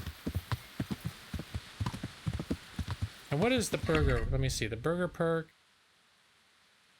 Flower power. It's just I have a thing when I'm in towns, I get bonuses to, I think, some combat stats and my charisma. So I've considered. And you can either choose that or to be more of like the countryside wilderness. You get the bonuses there. You have to choose one or the other. Or neither one, but if you choose one, you can't choose the other.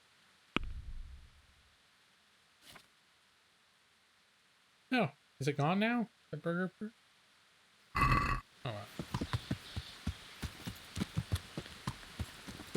Pardon me. Coming through. Got a horse to deliver.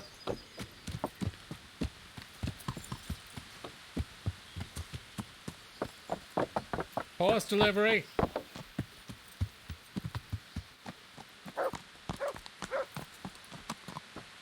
Alright, where am I, there we go.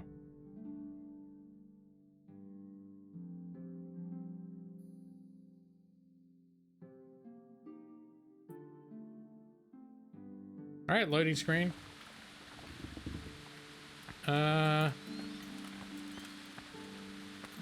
Should I report in, or is I just need to do all three of them before? It looks like I need to turn everything in before I can, a combat arena. I don't feel like doing combat right now. I should, at some point in this game, just spend some time doing combat training, because that's the only way you're gonna get your, A, me get good at it, and B, to actually skill up my character a little bit. But I don't want to do that right now.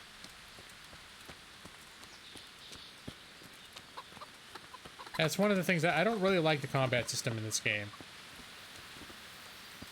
And not necessarily because it's bad, but because it's challenging. And it could also be that it's one of the few things that maybe would work better on a controller. I don't know. So, but it's a little too intricate for my tastes. Oh, look who's here. Just so happens my horse was behind me the whole time. Alright, now I got to, I think now I'm going to look back at my map. Look at the other maps. This one can go to my horse because I found the treasure. Oh, I got a new reading point.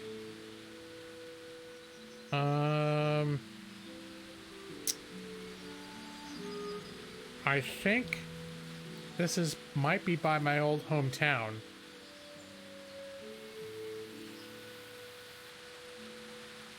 Sort of hard to say.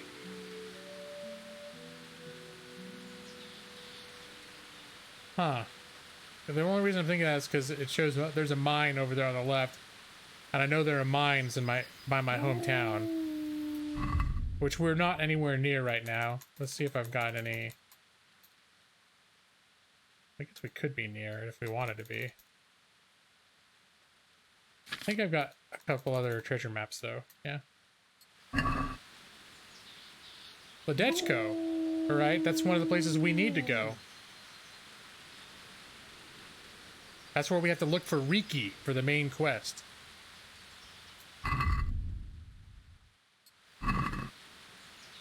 And Ravna. That's also kind of near my hometown. Let's see, so Ravna is here. My hometown is here. I'm thinking I haven't explored this area. Should I go up there? Just have a look around? Because I also have a quest to look for, I heard rumor about a hidden, like a little stash somewhere in town as well. So it could be just a whole little treasure-seeking expedition. And plus, also somebody told me there was an issue here at the quarry that I should investigate. So that's sort of this little sequence has suggested a path for me, which is to check here at the quarry, check here, look for the first treasure map, come here, do this quest, Let me see. We'll skip that for now because you only track, I think, two or three at a time. Beggar's Feast.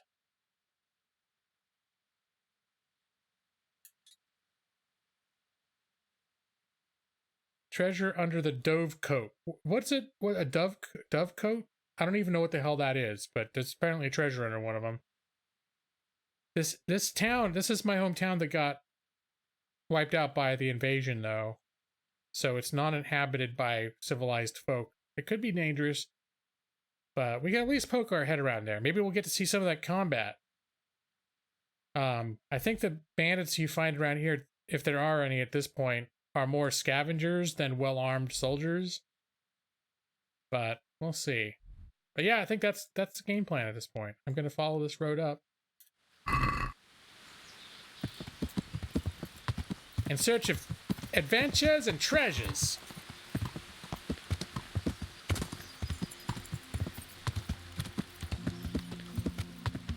Yeah, the only reason I know there's a mine in that area is because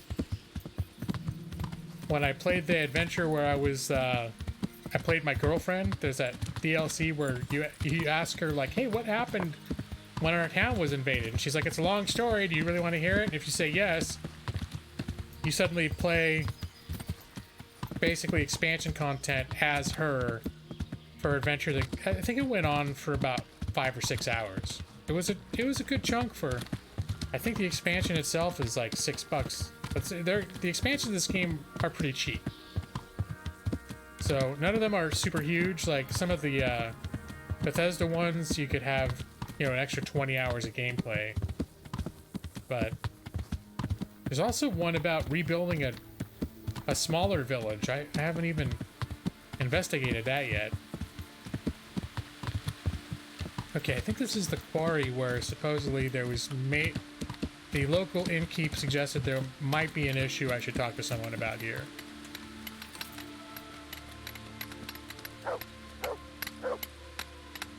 I don't think you get anything for it.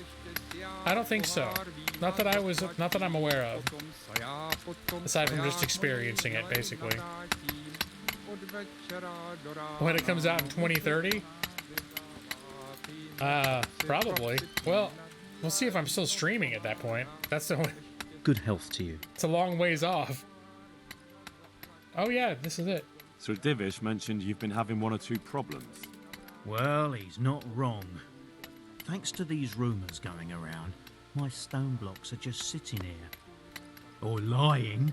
What happened with the stone? A beast broke off one and fell on someone, and they blame it on the quality of the stone. Ha! I bet they were too drunk to see straight. And isn't it possible that... It's not. I sent them the best stone. It will be a sin to cut corners to try and make money from the house of God. I'm sorry you have so many worries. I hope it all ends well. It'll end, one way or the other. It reeks of profiteering and politics. Good luck to you. Well then. Let's have a little look around though, shall we? Hey, Jake Piper, the named person that I can't speak to. Yep, everything looks on the up and up. I don't think I've got a stonemason skill, so it's not like I can actually investigate the quality of the stone. I think that might have been all we were here to hear, was just that one dude. Blacksmith's apprentice? I'm at your service, Sir Knight. Oh, I can trade with him? Is there stuff I want to sell him? Take care now. Wait, let's see. Hold on. Let's see if how much money he's got. Good luck to you. 400 gold. That's not a whole lot. I think there's stuff I could sell him though. I will wait until I'm in town with a full blacksmith. It's actually got real blacksmith's got a lot more money than that. Yeah, there could be a saboteur, but I'm thinking I may not be able to get more of a tip in that direction until I can go to the location where the accident actually occurred and maybe get a little more... That seems to be more like the place I'll need to investigate. And maybe that'll lead me back here for further inquiries, but... I think I need to go to the monastery under construction.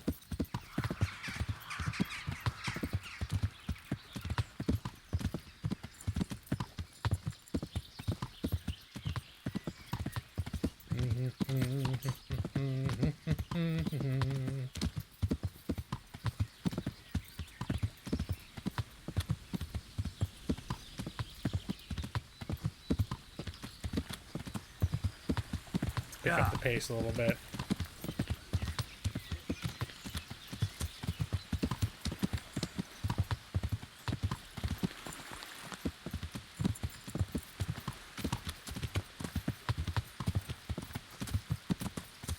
There's a lot of woods over there. Have I explored those woods? All this stuff, right? I don't think I have.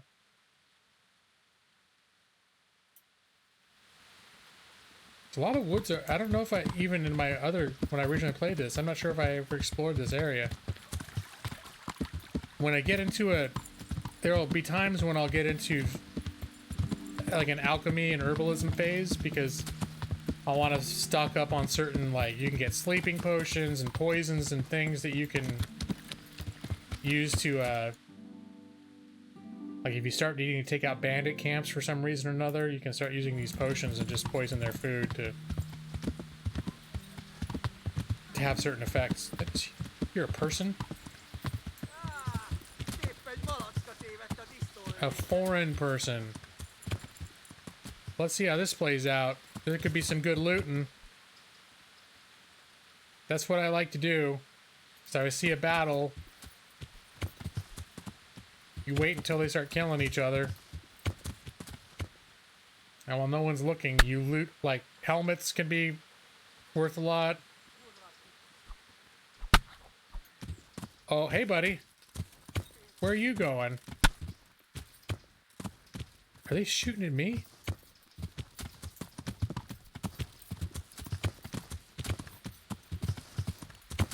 Yeah, it's not a dignified...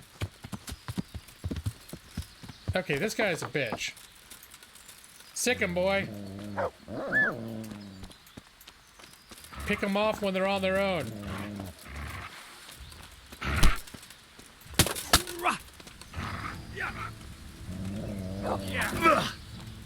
Itt vagyok!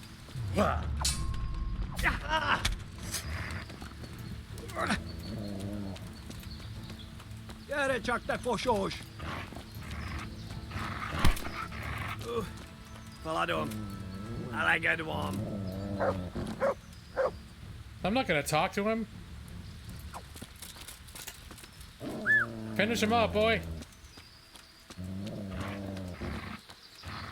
These are the guys that killed my family.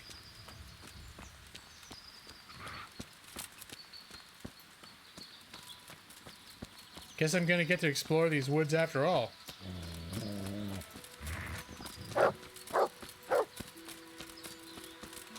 Dude, how can you outrun my dog?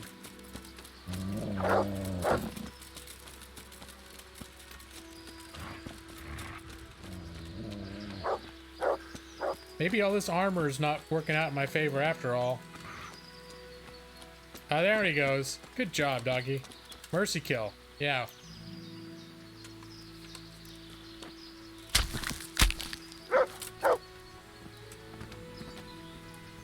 Alright, now let's see what we got, huh? Oh, bandages, they're good. Better hunting arrows, I like. The bow's worth quite a bit of money. I can't use it. I'm not strong enough to use it. Okay, useless. Eh. That's worth some money. Groschen, 58, that's good. Hunter gloves. It's good for the weight. Helmet. Yeah. Yeah. Sausage. How long does that last? I'll hold on to the sausage. We'll put it on my horse.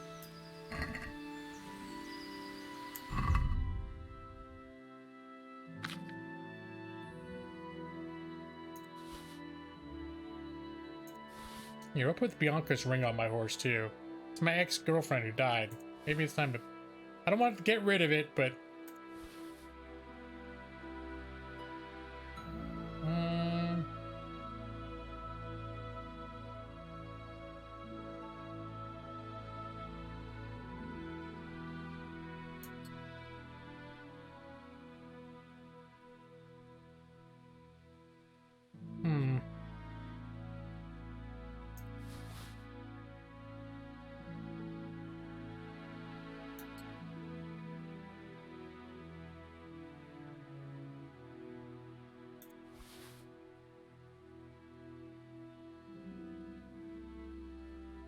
Alright, I also had some arrows. The bow, but I'm not strong enough to use.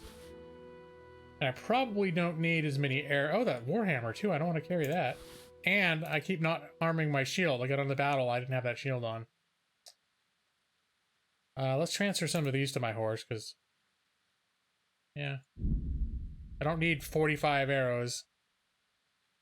That's about at least 2 pounds worth of arrows more than I need. I keep 20. There we go. On the 19th or 20th. Let me see. What days are those? That's next weekend? I think we're having out-of-town visitors that weekend. So, I may not be available for streaming that weekend. We'll see what's happening. But I can't... I know that it would be the sort of thing where if I could stream, it would just be because I was randomly able to, but not... it's not anything that I could plan to do.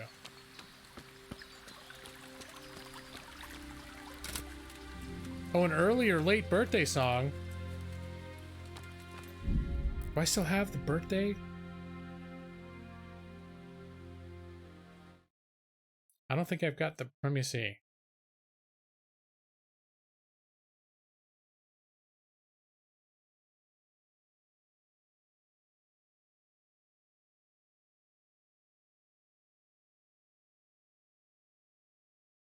I used to have an actual birthday thing.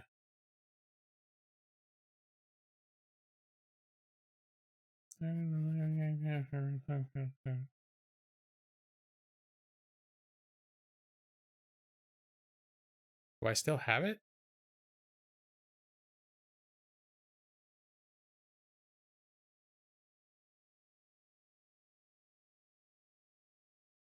It might... I'm trying to remember if it's something that I... because a lot of the stuff from my old computer I transferred over to this one.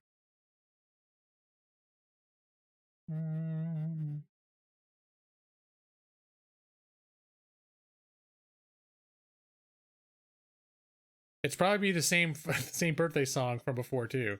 Hold on, I'm gonna do this. Oh. I should have gone to a break screen while I did this.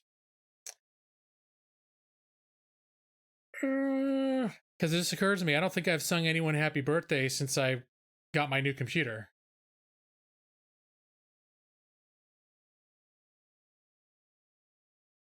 Special. It was special. No. Yeah? No.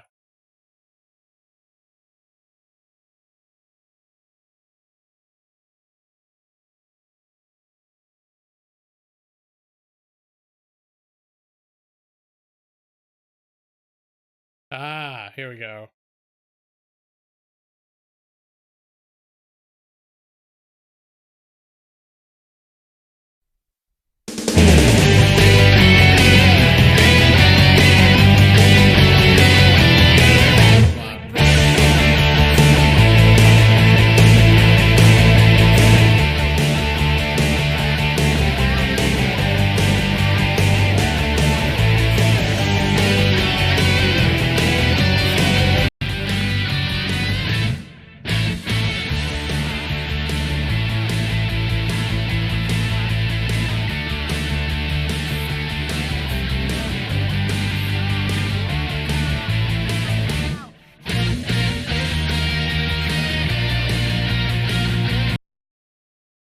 All right.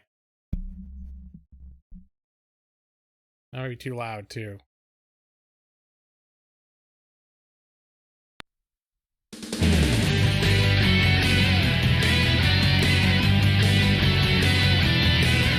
Happy birthday to you, Alalie. Happy birthday to you, Alalie. Happy birthday, happy birthday. Happy birthday to you, Alalie Hernandez. How old are you now? How old are you now? And say it's your birthday. So how old are you now? You don't have to tell me that. Happy birthday to you, Alalie. Happy birthday to you, Alalie Hernandez. Happy birthday. She's 26 now. Happy birthday to you, Alalie Hernandez. To you. Well, I don't know this version very well. Happy birthday, Alalie Hernandez. There we go. That works. All right. We found a birthday song for Alalie. And I wanted to do it now because I didn't want to forget and then not be able to do it on your birthday. If for some reason I'm streaming on your birthday, you'll get it. I'll sing it to you again. 45 seconds of gameplay.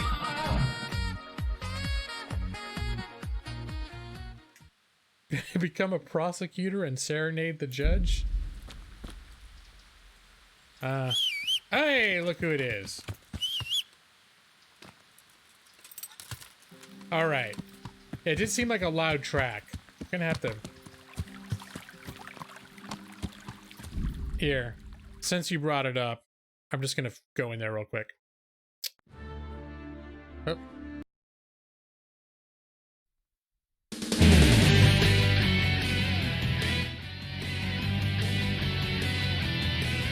Happy birthday to you. How's that? Is that better? Was that a better balance? Happy birthday. Okay. Or now is it too low? You gotta feel that music. Birthday to you. Happy birthday to you. Okay, we'll leave that. Hey Nick, guess what else I have on here? This one goes out to Nick C. No, just a teaser. 45 seconds of gameplay.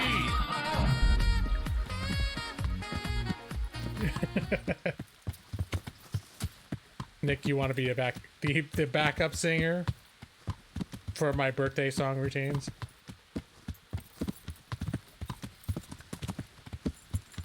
So happy upcoming birthday, Alalie. I hope if I don't talk to you, well, there's a good chance I will stream before your birthday. But you know how my streams have been sporadic. You never know.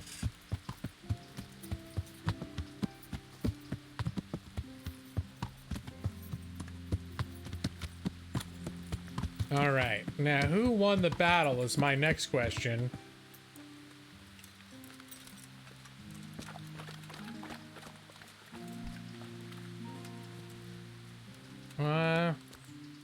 Looks like maybe the good guys won, because here's a bad guy here. Riding breeches. Helmet's worth that. Some good stuff here. Money. 800, you say. Other gloves. Good. Sure, why not?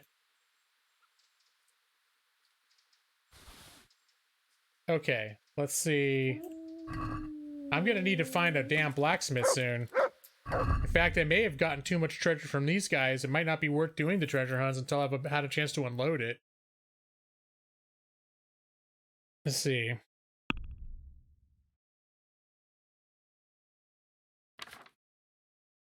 How's my horse doing? My horse can still handle a bit of weight, but I just picked up a... I guess there's enough to go around.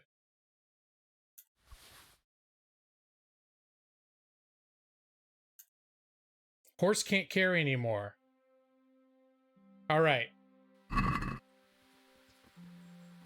So now we're at a point where I do need to visit a blacksmith before I want to pursue any other treasure hunting, because I'm carrying way too much heavy yet valuable stuff at this point. I don't think this town... There might be a quest giver in this town, but I don't think there are any services. It's not like... These are all jacked up towns. This town does not have a blacksmith. Just has a general trader who I don't believe has very much money.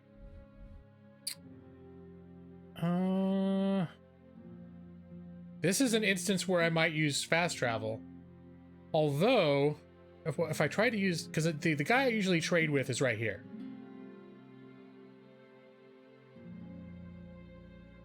But you can see, because of my knowledge of the area, it's going to be like a way...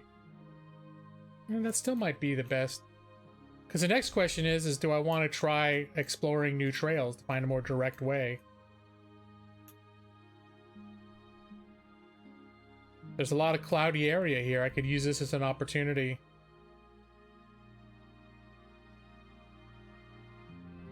But I know if I find one more treasure right now, I probably won't have enough carrying capacity to grab it.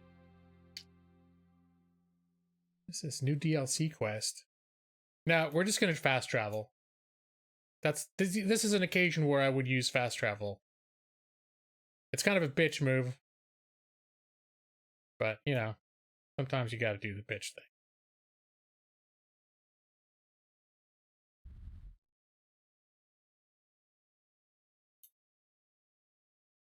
Yeah, I do.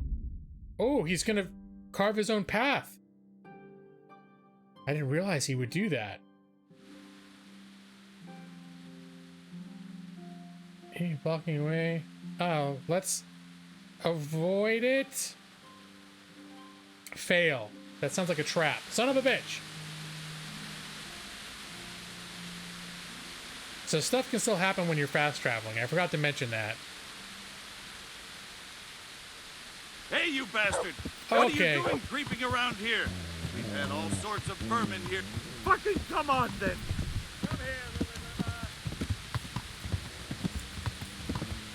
Alright. Now, these guys don't actually look very well equipped.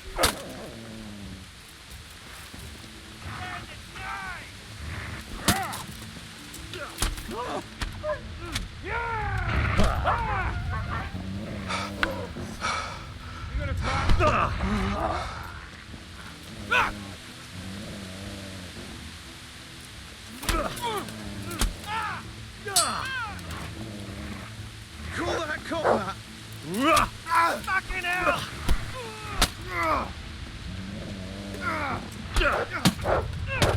Whoa, okay.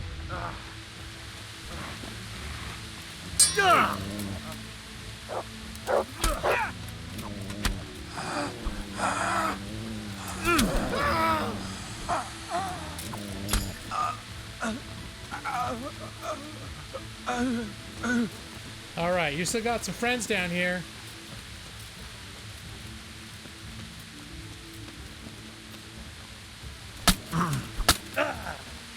See, the nice thing is with all this armor, they can barely hurt me anyway.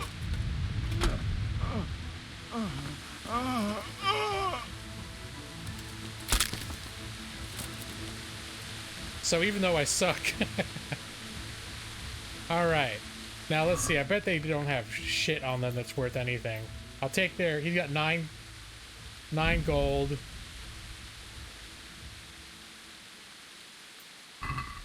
No. Although, am I hungry? Maybe I'll eat his apple. Nah, I don't really need apple.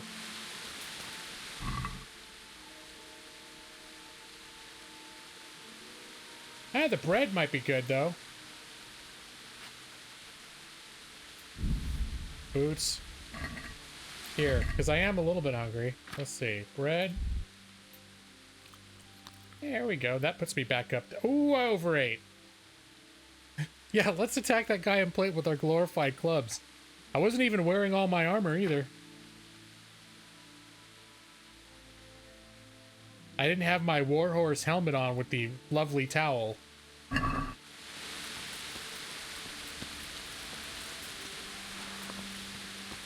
All right, and delete the other two. Yeah, these guys, because they were just wearing a bunch of tattered clothes, they go down real quick.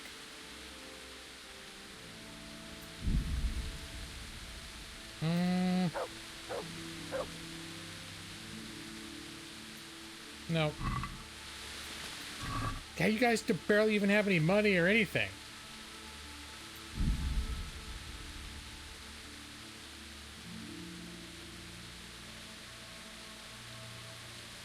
No, there's not. Nope.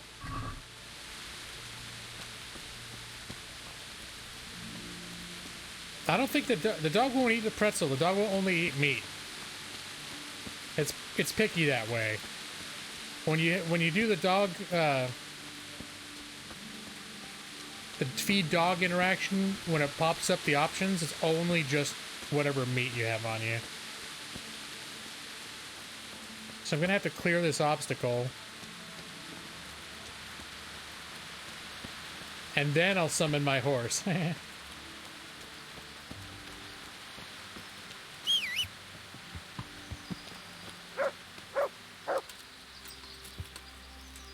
But you know, since this is an area that I've never been on this trail before, I kind of don't want to fast travel it now. I thought he was going to take the long way around.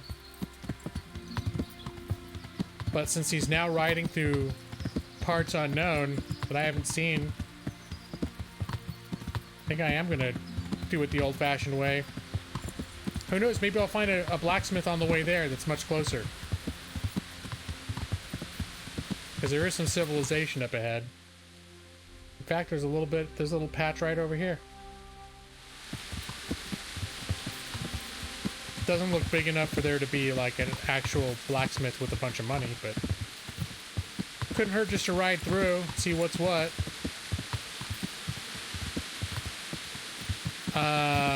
Merhojed Soldiers Camp. Why does that sound like a bad idea? Does that sound like foreign invaders? Be ready to bolt at a moment's notice. Hey, look, a grindstone.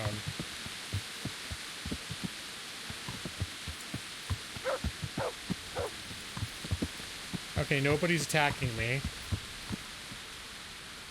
Ah, maybe they'll have a blacksmith.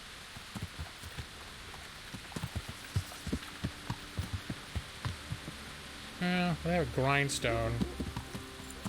Okay, I'm gonna leave. There's a chest there, but I'm not gonna mess with that. I'm just curious to see what's up with this camp.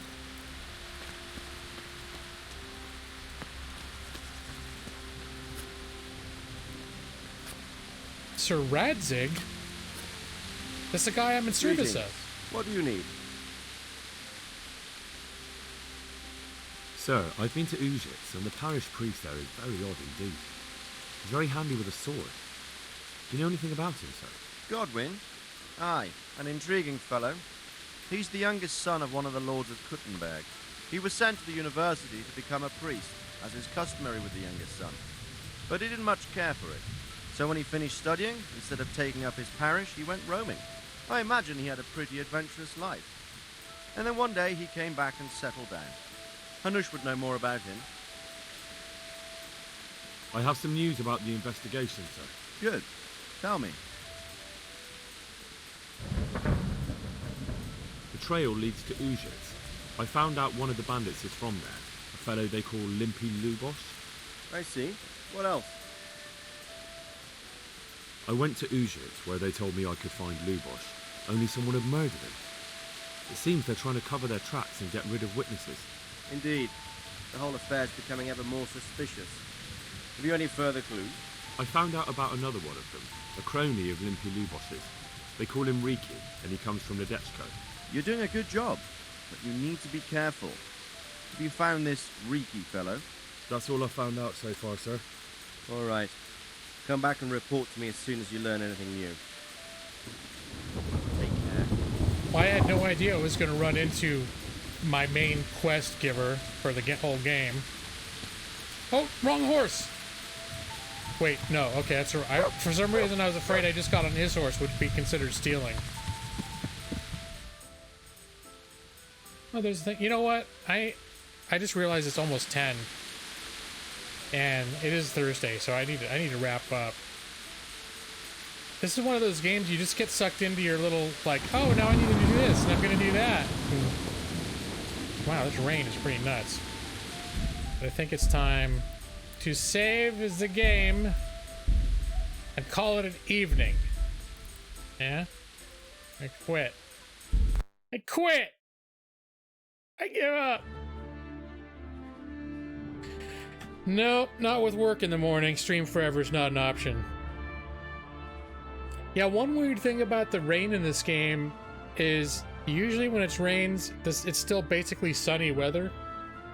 And I know based on certain scripted sequences that they can have really dark storm clouds, and I'm wondering if they were too dark, so they got rid of that for the general weather production. I don't know, but I looked it up in the forums, and there were people complaining about it, that it's always basically sunny weather, but pouring rain when it does rain.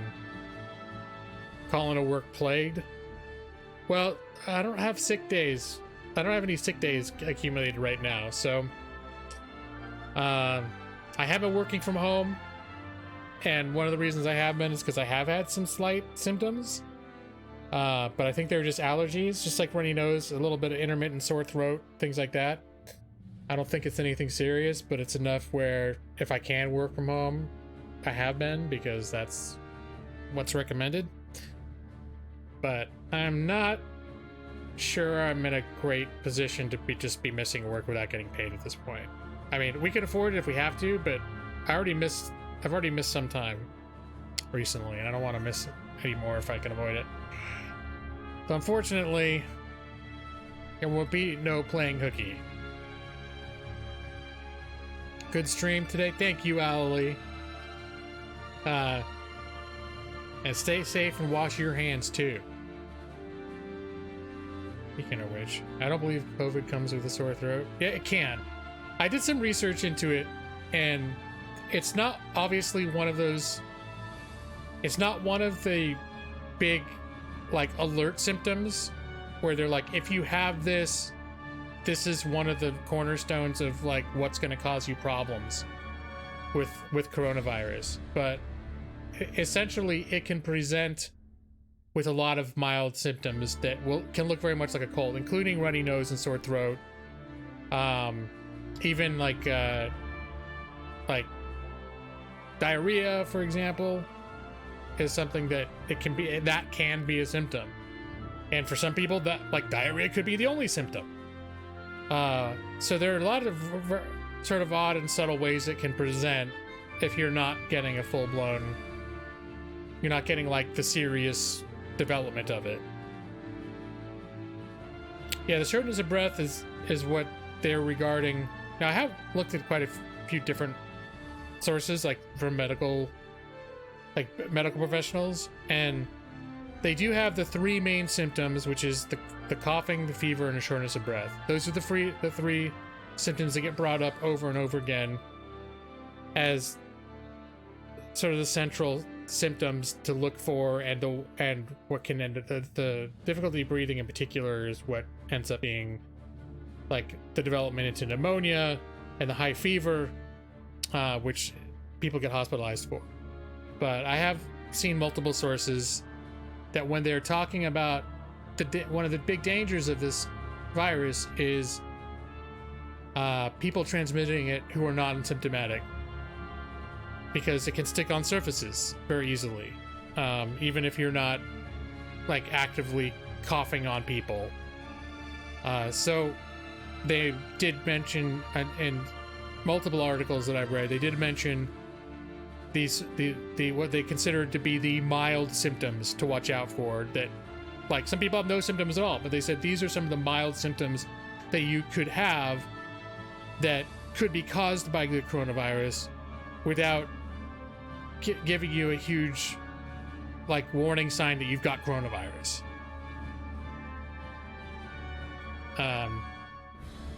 Yeah, so I did, because that's what I'd heard too. I hadn't heard sore throat, so I did particularly look into that to see if just general cold flu symptoms could be considered indicators. And from what I found, yes, they can be if you're only experiencing a mild case. those can be indicators. But anyways, I also just kind of want to work from home anyway if I can. I've still been getting plenty of work done. So like even if I wasn't self-isolating because of symptoms, I would be very sorely tempted that because I can work at home without disrupting my workflow, that this might be a good time for people to start taking advantage of that if they are able to. Not everyone is. This is the first well, when I worked from home before, because I was self-employed, but this is the first job I've ever had where I actually had like a 9-to-5 go to a workplace type of thing with an option to be able to work from home as well. Yeah, the public transit, I mean, it is even to where I've thought about, like, if I have to go in taking an Uber, because, like, well, I feel bad because my wife, she can't work from home and she has to take a train. Because where she works is I'm pretty sure an Uber would be pretty expensive to get there every day. Whereas I can get an Uber for $10, which, you know, if you do it all the time as a regular practice, that's going to add up, especially if you do it both ways. But I think like if my wife did it, would be probably like $30 each way or something like that. So that's unfortunately seems to be unavoidable for her, but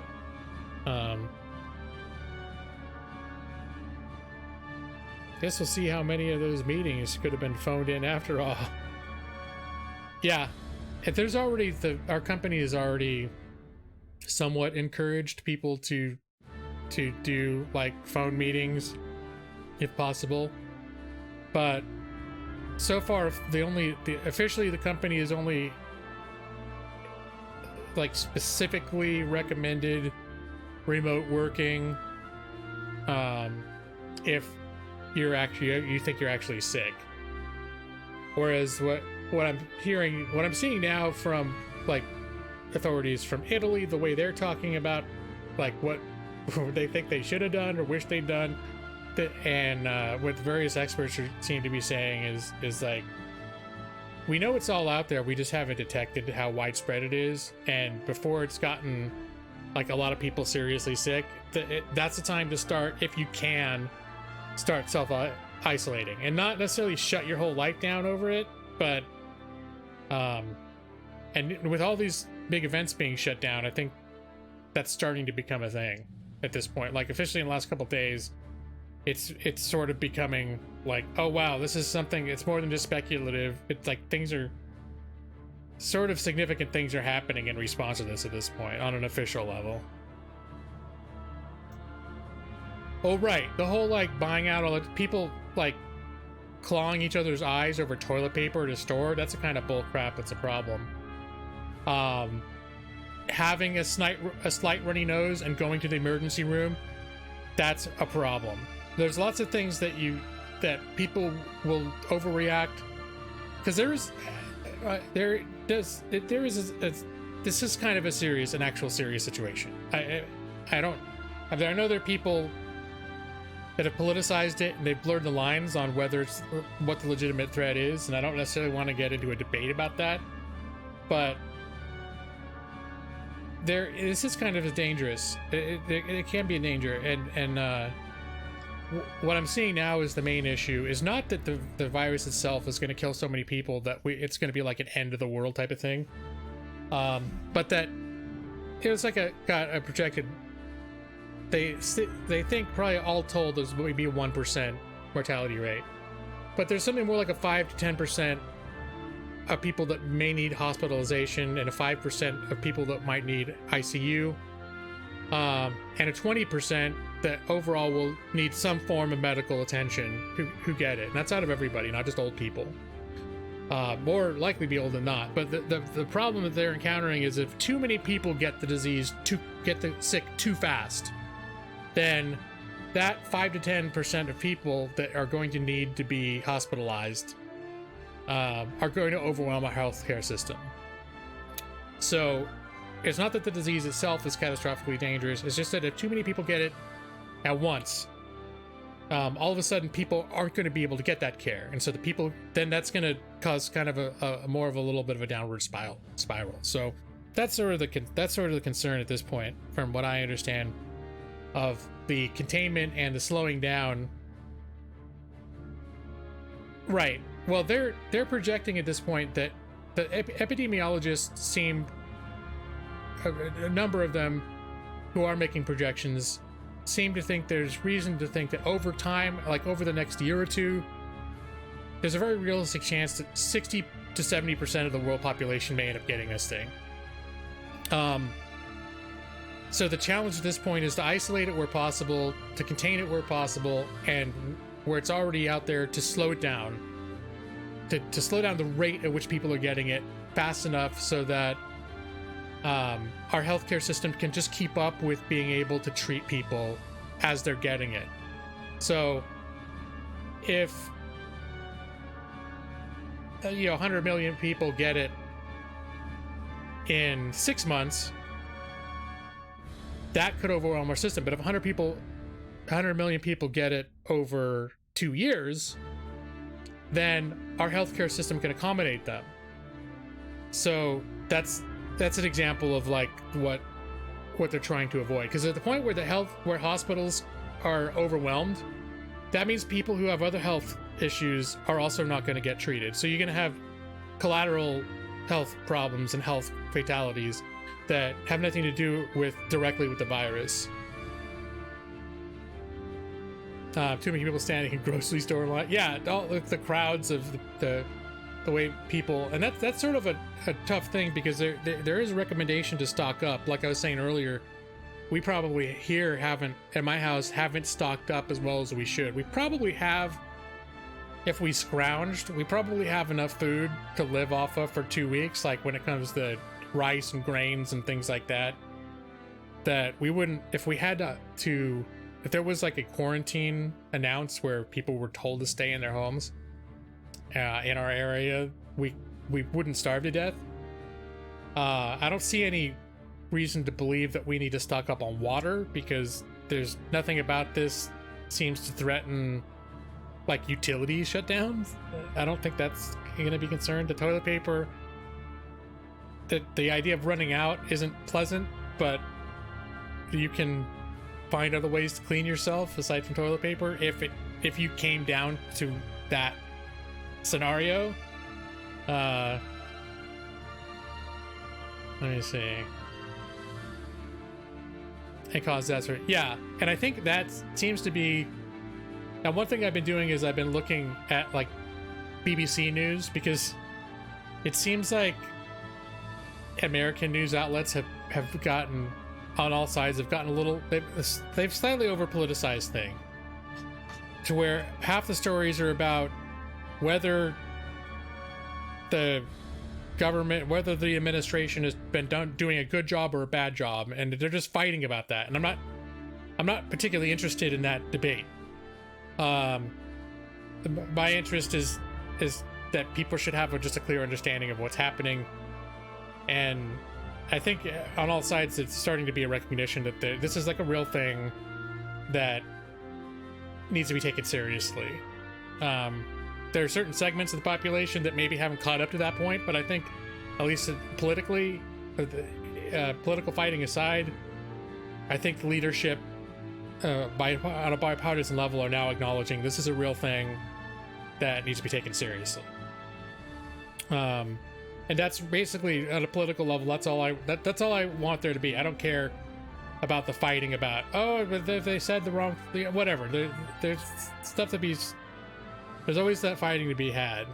But as long as the government's starting to assume that, like, the posture that this is something serious, that's what's important.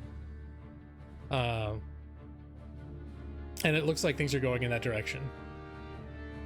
But yeah, that in like the BBC, they're having more interviews with people like health officials from Italy, talking about what's happened in Italy. Italy is a good model to look at, because it's a European country that's, it's right there, and they've had a pretty serious outbreak. So we can learn from them, and other places like South Korea as well. It's an issue where some people aren't concerned for themselves, but don't think about spreading it to people they care about. That wouldn't be fine. Yeah. So there's an issue of conscientiousness, but I think there was originally also a threshold issue of people thinking this was just some excuse to like get into a political fight. Like, oh, this virus is, yeah, there is a virus, but it's not a big deal at all. That it's just being made a big deal. And once that message started going out, that's like, our country's pretty split. And when it comes to our politics, and that's like means about half the people in our country, if they're thinking like, oh, there's no real danger, it's just all a big hoax. That's not a good thing for our country to think, and that's why I'm glad to see, it seems over the last few days, that that has not been, from the top down, even on a political level, that has not been the message. Is no longer that it's not a big deal. They're still arguing about how it's been politicized, and that's okay. That's not great, but as long as I don't care so much, as long as it's starting to be taken seriously. But as long like everyone's starting to take it seriously, regardless of their political affiliations.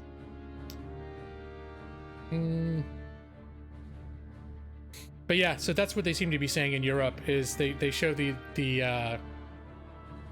that sort of graph of the rate at which people get it, and if they all get it at the beginning, then the healthcare systems get overloaded, and then they can't treat people. A lot of people end up not being able to get treated, and that causes a lot more problems. So like I know the BBC in England, the big thing they're talking about is the potential number of cases they may have, and based on the percentage of those people that will need ICU beds, they feel that they do not have enough ICU beds. So that's become a huge talking point, and where they start talking about like flattening the curve is what they call it, flattening the curve of the infection rates, not necessarily containing it, but slowing it down so that the health system can keep up as people contract it.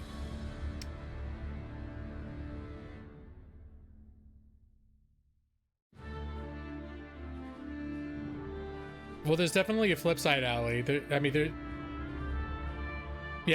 people there. I don't know what the news outlet is saying there. But yeah, this is a real threat that needs to be taken seriously. It's probably not as bad as some sensationalism would lead to believe, but it is not just nothing like, oh, it's not just a flu that we don't need to worry about, and life as usual, just ignore it. But yeah, and I'm feeling a little better now, seeing that everyone's taking. I was very, very concerned over the past few weeks in seeing the way that people were not believing that it was a real problem. A lot of people were not believing it was a real problem, and I didn't care about the politics of it in that context. What I cared about is whether or not people were realizing that this is a real problem that, if they don't take it seriously, could really be harmful to everyone. Yeah, the masks thing, that's another example where I don't know that they're saying the mask is not that helpful for general contact. That it's, and again, that's one of those things that general supplies, they're encouraging people not to get it because they want to ensure that they're available for the people, because there are circumstances like healthcare providers need those masks. And if you're sick, it helps to keep you from spreading it. And I don't know, I suppose it can help in general if you do wear a mask, but I think that the main issue with the masks right now is they're afraid if everyone rushes out and gets masks, that there's not going to be enough masks for the people that really, really do need them, which is the people who are in constant contact with with infected persons, healthcare professionals in particular. But I don't know. I'm not going to tell anyone not to get a mask. But I'm just saying, I know that the issue of masks, they keep telling people not to rush out and get them, just because they want to make sure supplies available for the services that really need them. So if you got the flu, yes, that is one of those cases where they say if you are getting symptoms and you need to go out in public, you're one of the people that should consider getting a mask. But it's not something everyone should rush out and just buy a bunch of masks. And I'm sorry you got the flu, Owly. Yeah, by all accounts, that most people, if they are, by and large, most people, if they're getting any kind of illness right now, it probably is just the flu. And that's true right now, but we shouldn't focus on the long term on that as being something that we shouldn't worry about coronavirus. Because I mean, these things do spread exponentially, so, and it's highly transmissible, so it's gonna be growing. So we gotta go watch out for it. But chances are most people right now, like what I'm feeling the last few days, probably isn't even a flu. It's probably literally just like we go through a bunch of little seasonal changes during this time of year where certain things will start blooming a little bit and it'll kick a bunch of crap into the air, and that's what I'm guessing my symptoms have been. You woke up feeling really hot. Yeah, that sounds like a fever, and your head hurts. Yeah, that's a good idea, Allie. If you're in a position to be able to do that, it's unfortunately a lot of people that can't. Well, if people are really sick that they just can't work, they can't work. But there are a lot of people that just can't afford to they can't afford to stay in, to stay home, unless they literally can't get out of bed, they will still go to work. And that's, I don't know, hoping employers will be working with people on like sick leave policies and that sort of thing. Your job, right? But that's the thing, is a lot of jobs will say, if you're sick, stay home. But if you end up being sick, like the coronavirus, people will be sick even if they don't die from it. They'll be substantially sick for weeks, like maybe a month or more. It take for them to recover it. Some people could take, I've heard, multiple months for people that get hit with a hard that aren't as healthy that end up recovering. It can be a long recovery period. And I don't know many people that can afford to not work that long. So that's something that can be, I don't think most people are going to take months to recover, but say you really legitimately do you catch this thing and you need 3 weeks off. If you want to not spread it, you need to not go to work for 3 weeks. A lot of people's jobs will say stay home, but then you don't get paid for 3 weeks. That's going to be another problem, and I'm not blaming the employers for that. Employers can't afford that shit either. They can't, some probably can, but anyways. Oh, so you work at a hotel. Yeah, you definitely, that's working with the public. Definitely, that's not a place where you want to be bringing your sick germs. But anyway. Yeah, this is weird that I'm talking so much about this, because I'm so usually I don't talk about stuff of political significance on my streams, but this is sort of one of those topics that it's sort of real and in our face enough that I don't mind talking about it a little bit. Because I've been paying quite a bit of attention to it, but also even politically, even though I don't talk politics, I generally try to, my whole objective when I look at issues is to try to be as much as possible clear-headed and objective about what's an actual issue and what isn't. And yeah, Brad, have you been getting paid still though? Like, are you able to work from home, or you just flat out just didn't have. It's like he didn't have a job. And also, how are things going there, Brad? I mean, I've heard the word is that things are starting to transition back to normal. But again, you're the man on the inside, Brad. Well, it become a political issue, and this is what I think is dumb. And I'm gonna get a little more political here than I normally do.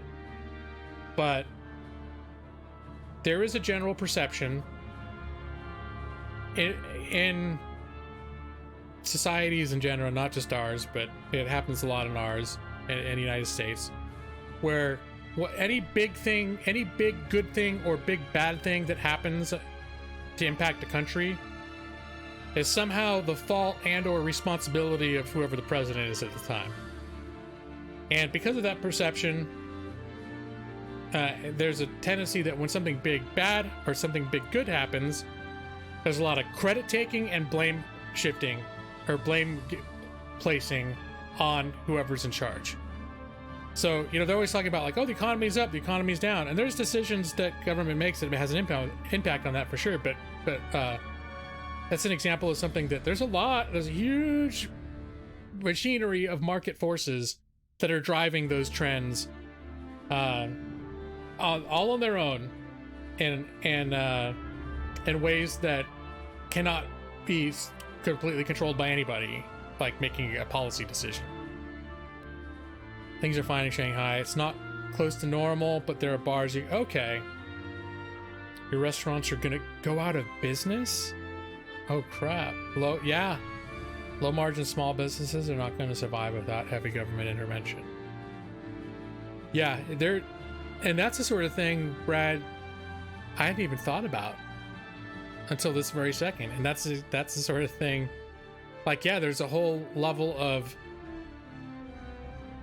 business below a certain size that doesn't have a lot of resources to withstand being shut down or a slowdown that are going to go under.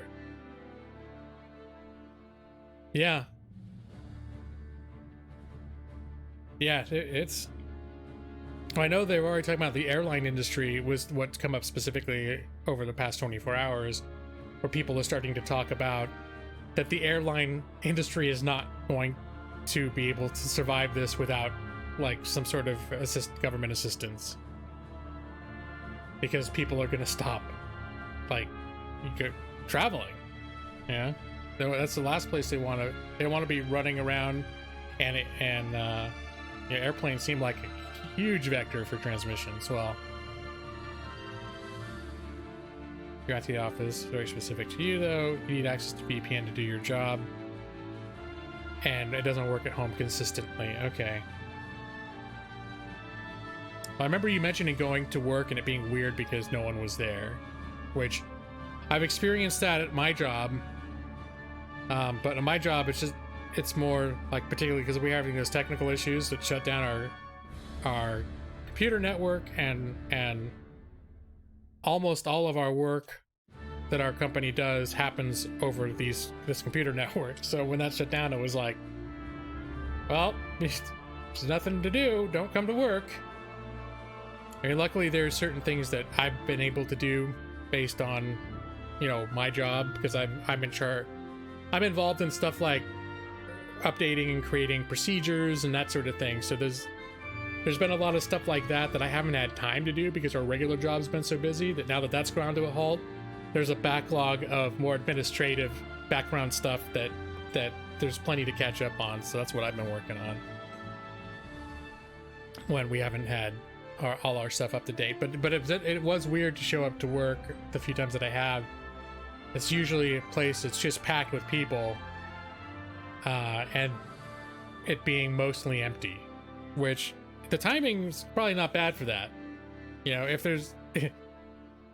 you're gonna have a workplace where for a certain amount of time a lot of people can't come into work, right at the beginning of a pandemic is there are worse times where something like that could happen. We'll just put it like that. Your first cruise? Oh gosh, yeah, definitely. It sounds like cruises are not a thing to do right now. Sat alone in a 100-person office like 5 times. Enjoyed it. Having a whole subway car to yourself. That's the thing that's tripped me out a little bit is when it's been hit or miss in terms of public transportation on the days that I've gone to work. And like my route involves taking a train and then going to a certain station and then taking a bus that will take me to actually the rest of the way to work. And I've had where that bus is almost empty, but the train is like packed to the gills, standing room only. And that's where I get uncomfortable in these circumstances is when I'm being like, you're basically packed in with a bunch of strangers like sardines.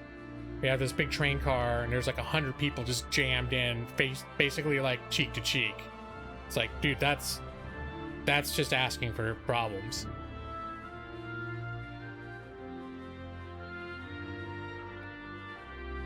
Not the virus, it's the way it's being used to justify increased digital surveillance, which is already happening, but yeah, that's a concern. That is definitely a concern, is how could it be capitalized upon? But oh, the cruise gets canceled? Are you still planning on going, Joss?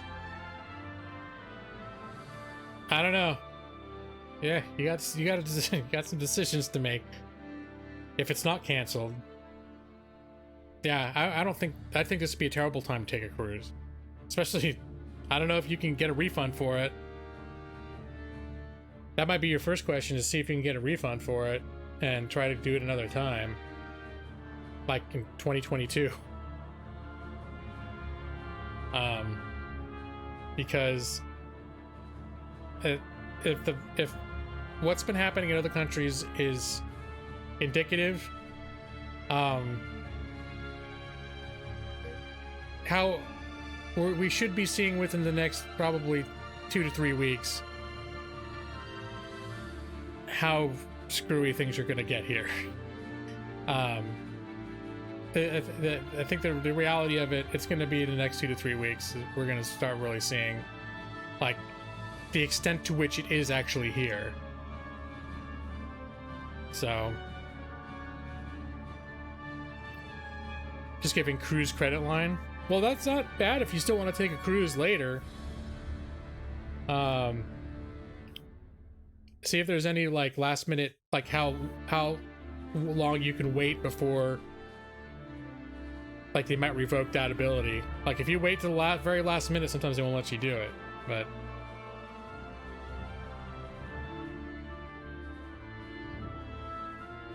this guy has a normal human body temperature. Are you talking about? Let's see. You had your temperature taken 100 times. So just like when you go home, is it the sort of thing where you're like where your apartment is? They're taking it, coming and going. I saw pictures of that where coming and going from lobbies of like high-rise apartments. They're just people taking temperatures and what is it? Q-tips to push the elevator buttons. There's all sorts of stuff like that. Yeah, you may not want to cancel it right away, but I have a feeling, I don't know, based on what I can see, there's a good chance it's going to get canceled, regardless of what you do. Yeah, that's true. A little Legionnaire's disease. You arrive at the office building or a restaurant or a store. Your apartment complex, non-residents are the only ones who have their temperature. Okay.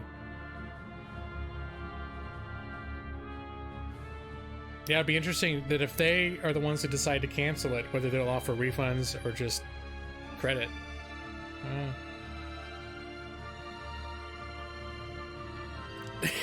Okay, Nick.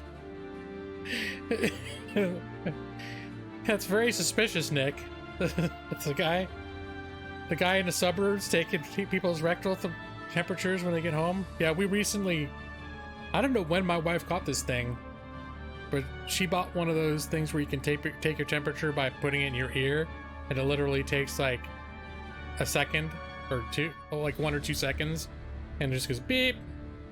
So I've been monitoring my temperature, and it's been normal. I don't know how super accurate those things are, but because it's always been like, I keep being around like 97 something, which normally I think when I take an actual oral thermometer, I'm usually right up there at like 98.6. Of course, did they find out that those were like calibrated wrong? I don't know. I thought I heard something recently about how everyone's temperature's been slightly off because the thermometers have been inaccurate. I don't know. But I was gonna go in a half hour ago. Now it's almost 10:30, and another problem is I need to eat. I didn't really have dinner. I had a late lunch, and then I started streaming and I didn't have dinner. So now I'm gonna need to eat something before I go to sleep too. If they cancel it, they refund. Okay, so I could see why you'd want to do a little wait and see on that, Josh. That's a significant refund versus credit. There's a significant difference. The dark side of the suburbs. Yeah, Nick, you might want to steer clear of that guy. I have a feeling that that's not above board. The rectal thermometer guy. I don't think he's actually concerned with your welfare. That's all I'm saying. He wants a little ass action. That's all. I mean, far for me to criticize someone for wanting a little ass action, but that's pretty nefarious. It's false pretenses, which I don't agree with that at all. So you did get me talking for 20 minutes, and you got me talking about about the coronavirus. I think everyone's pretty fixated on it at this point. But I think one of the things that's been happening to me too, since I've been working at home, and I've got a multi-monitor setup, and my laptop I can plug into one of my monitors, but not two. So I keep my computer on, and also since I'm not taking calls as part of my job, I don't have to have my phone headset on all the time. So I've basically just been having like news playing on my home PC on one monitor, and my work on the laptop, and my main monitor has been my laptop, my work laptop.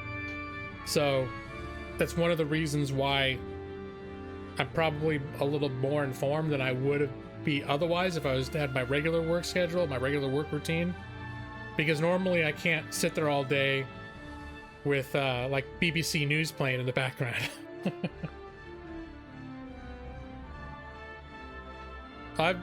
I've been avoiding certain news, Jaz, but not all news. Because there's been just a lot of there've been a lot of things happening. A lot of announcements and a lot of things happening. So I like being informed of things, like factual things as they're developing. There's a lot of bullshit happening on the news too. Like just all the arguing and like the partisan fighting and all that stuff. I try to avoid that because it's exhausting. I don't want to see that. I know it's going to happen, and I might have my opinions about certain things going on about that, but I see all those as collateral issues to the main issue of whether we take it serious, whether this is being taken seriously or not.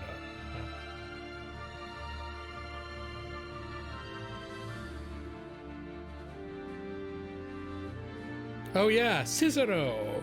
I think it's Cicero. The Night Mother's special keeper. Yeah.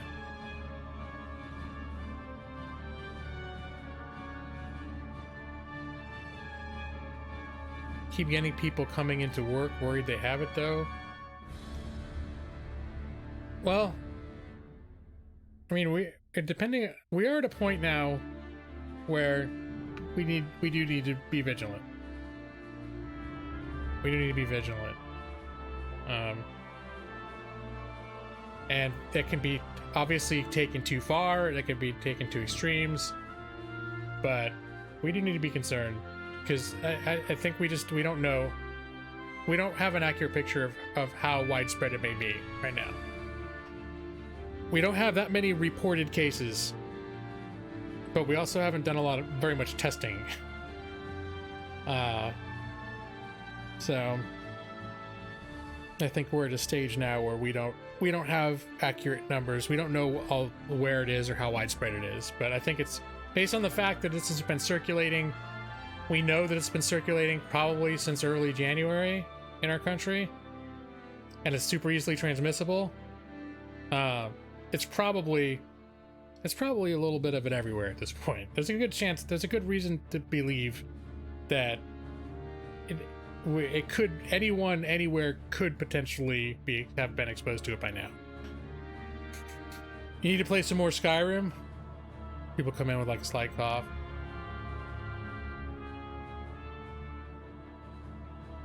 Well, numbers can be fudged for political reasons too. Even if they're based on real facts, they can be misrepresented. They can be made a bigger deal or a lesser deal. But I think in general,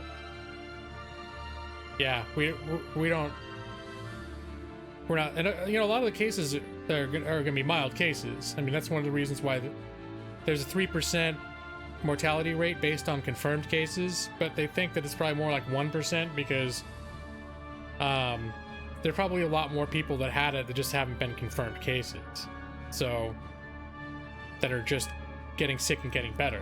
But it's still so the experts have made an adjustment to their estimate on the mortality rate, but it's just we don't have, even if with the best of intentions, we don't have the numbers to accurately assess the situation at this point, even if we wanted to.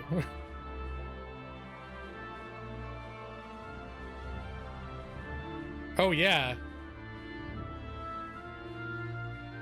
the US is on a list of people being quarantined coming back into China. Is that what you mean, Brad? Yeah, I don't think you couldn't come here right now, could you?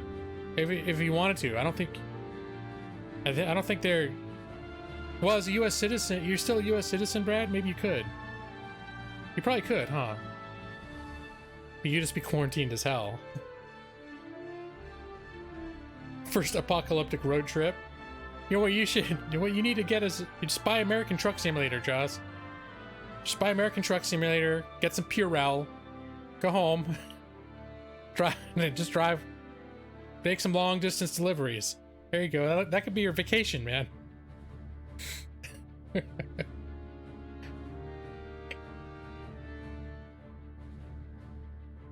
Quarantinis. There you go. It's nice. Like Fallout in real life.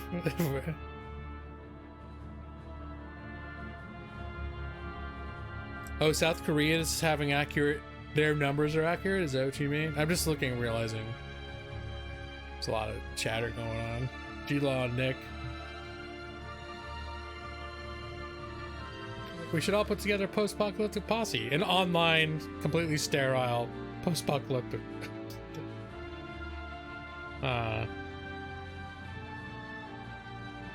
So meta, Joss. Can't travel to Iran either. What about Japan? Brad, I'm outraged for you as well. They won't even let you go to Iran? Shit. Apparently people arriving from 8 countries must have a 14-day quarantine in China. Is it based on, do you think those countries are based on real things where they know there are outbreaks, or is it more political? Like, oh, the US gave us shit about having sick people, so now we're gonna give them shit about. That's where it's like there are politics that play into it, although probably the underlying reason is purely because they know, like, they're like, oh yeah, the US is just going through where we were 2 months ago, they just don't know it yet, so we gotta be very careful about people coming from the US because those people have no fucking idea how sick they are.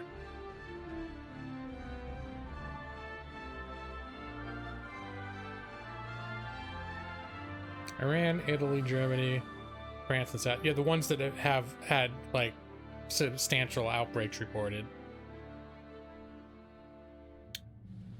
Yep. All right. Well, now it is 10:30. So this is a fascinating discussion, and Brad, it's very interesting to hear what you have to say about this because you're in the middle of what was ground zero, but I think everywhere is becoming ground zero at this point. But yeah, thanks for your insights and your reporting of what's what your experience has been over there, because that's definitely interesting to hear, not from a news media outlet, which is the only other place I ever hear this stuff. But yeah, board game simulator and pandemic. There you go. I see. Well, Joss, there you go. You feel it's just gonna go away, right? April was one supposed to go away, right? Totally over it. Been dealing with it for over a month. Stuff is weird, but you don't even care. Yeah, I guess it would be a sort of thing that you become desensitized to, and it just become more of something just more wears you down than, I don't know. You get the sense other people feel that way too, Brad? Now I was gonna get off the stream, but now I'm talking again. Do you feel like other people are feeling the same way as you, or do you feel like that's your own Brad reaction to the situation? Because I can imagine it'd just be a sort of thing where a lot of people might be just over it. In normal times about 50-50, okay. They can't infect people if it's illegal. Yeah, you need an executive order. There you go. Just saying it's not allowed. You're more prone to being apathetic than the average citizen over there.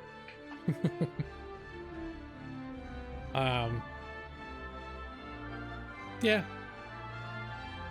Well, everyone, stay safe. Keep an eye on things. Don't panic, but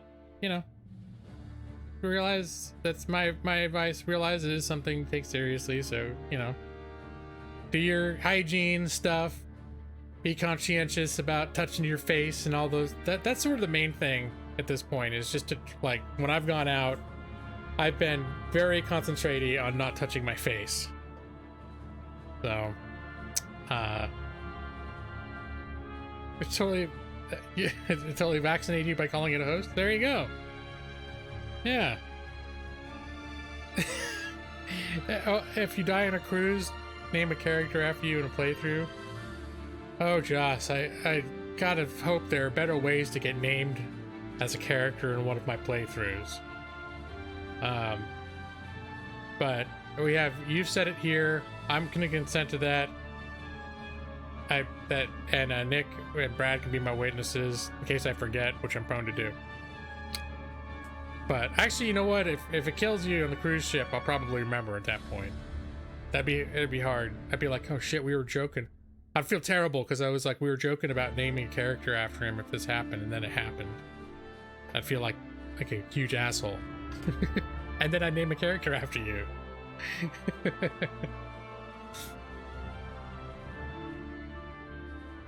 You shut the doors with your mouth. Well, right, the acidity of your saliva will kill the germs. Isn't that just basic medical science? But you get it on your hands, you could end up rubbing at your nose and your eyes, all sorts of places that don't have the acidic protection and antiviral powers of mouth saliva. So keep up the good work on that, Nick. All right, guys, I'm actually gonna cut off the stream now. I've been talking about it for 45 minutes. It's actually gonna happen. So you guys stay safe. Have a nice weekend for those that have weekends, and we'll see you maybe next Thursday. Maybe we'll see you when we see you. Hopefully not too long. And talk to you later. Love y'all. Good night.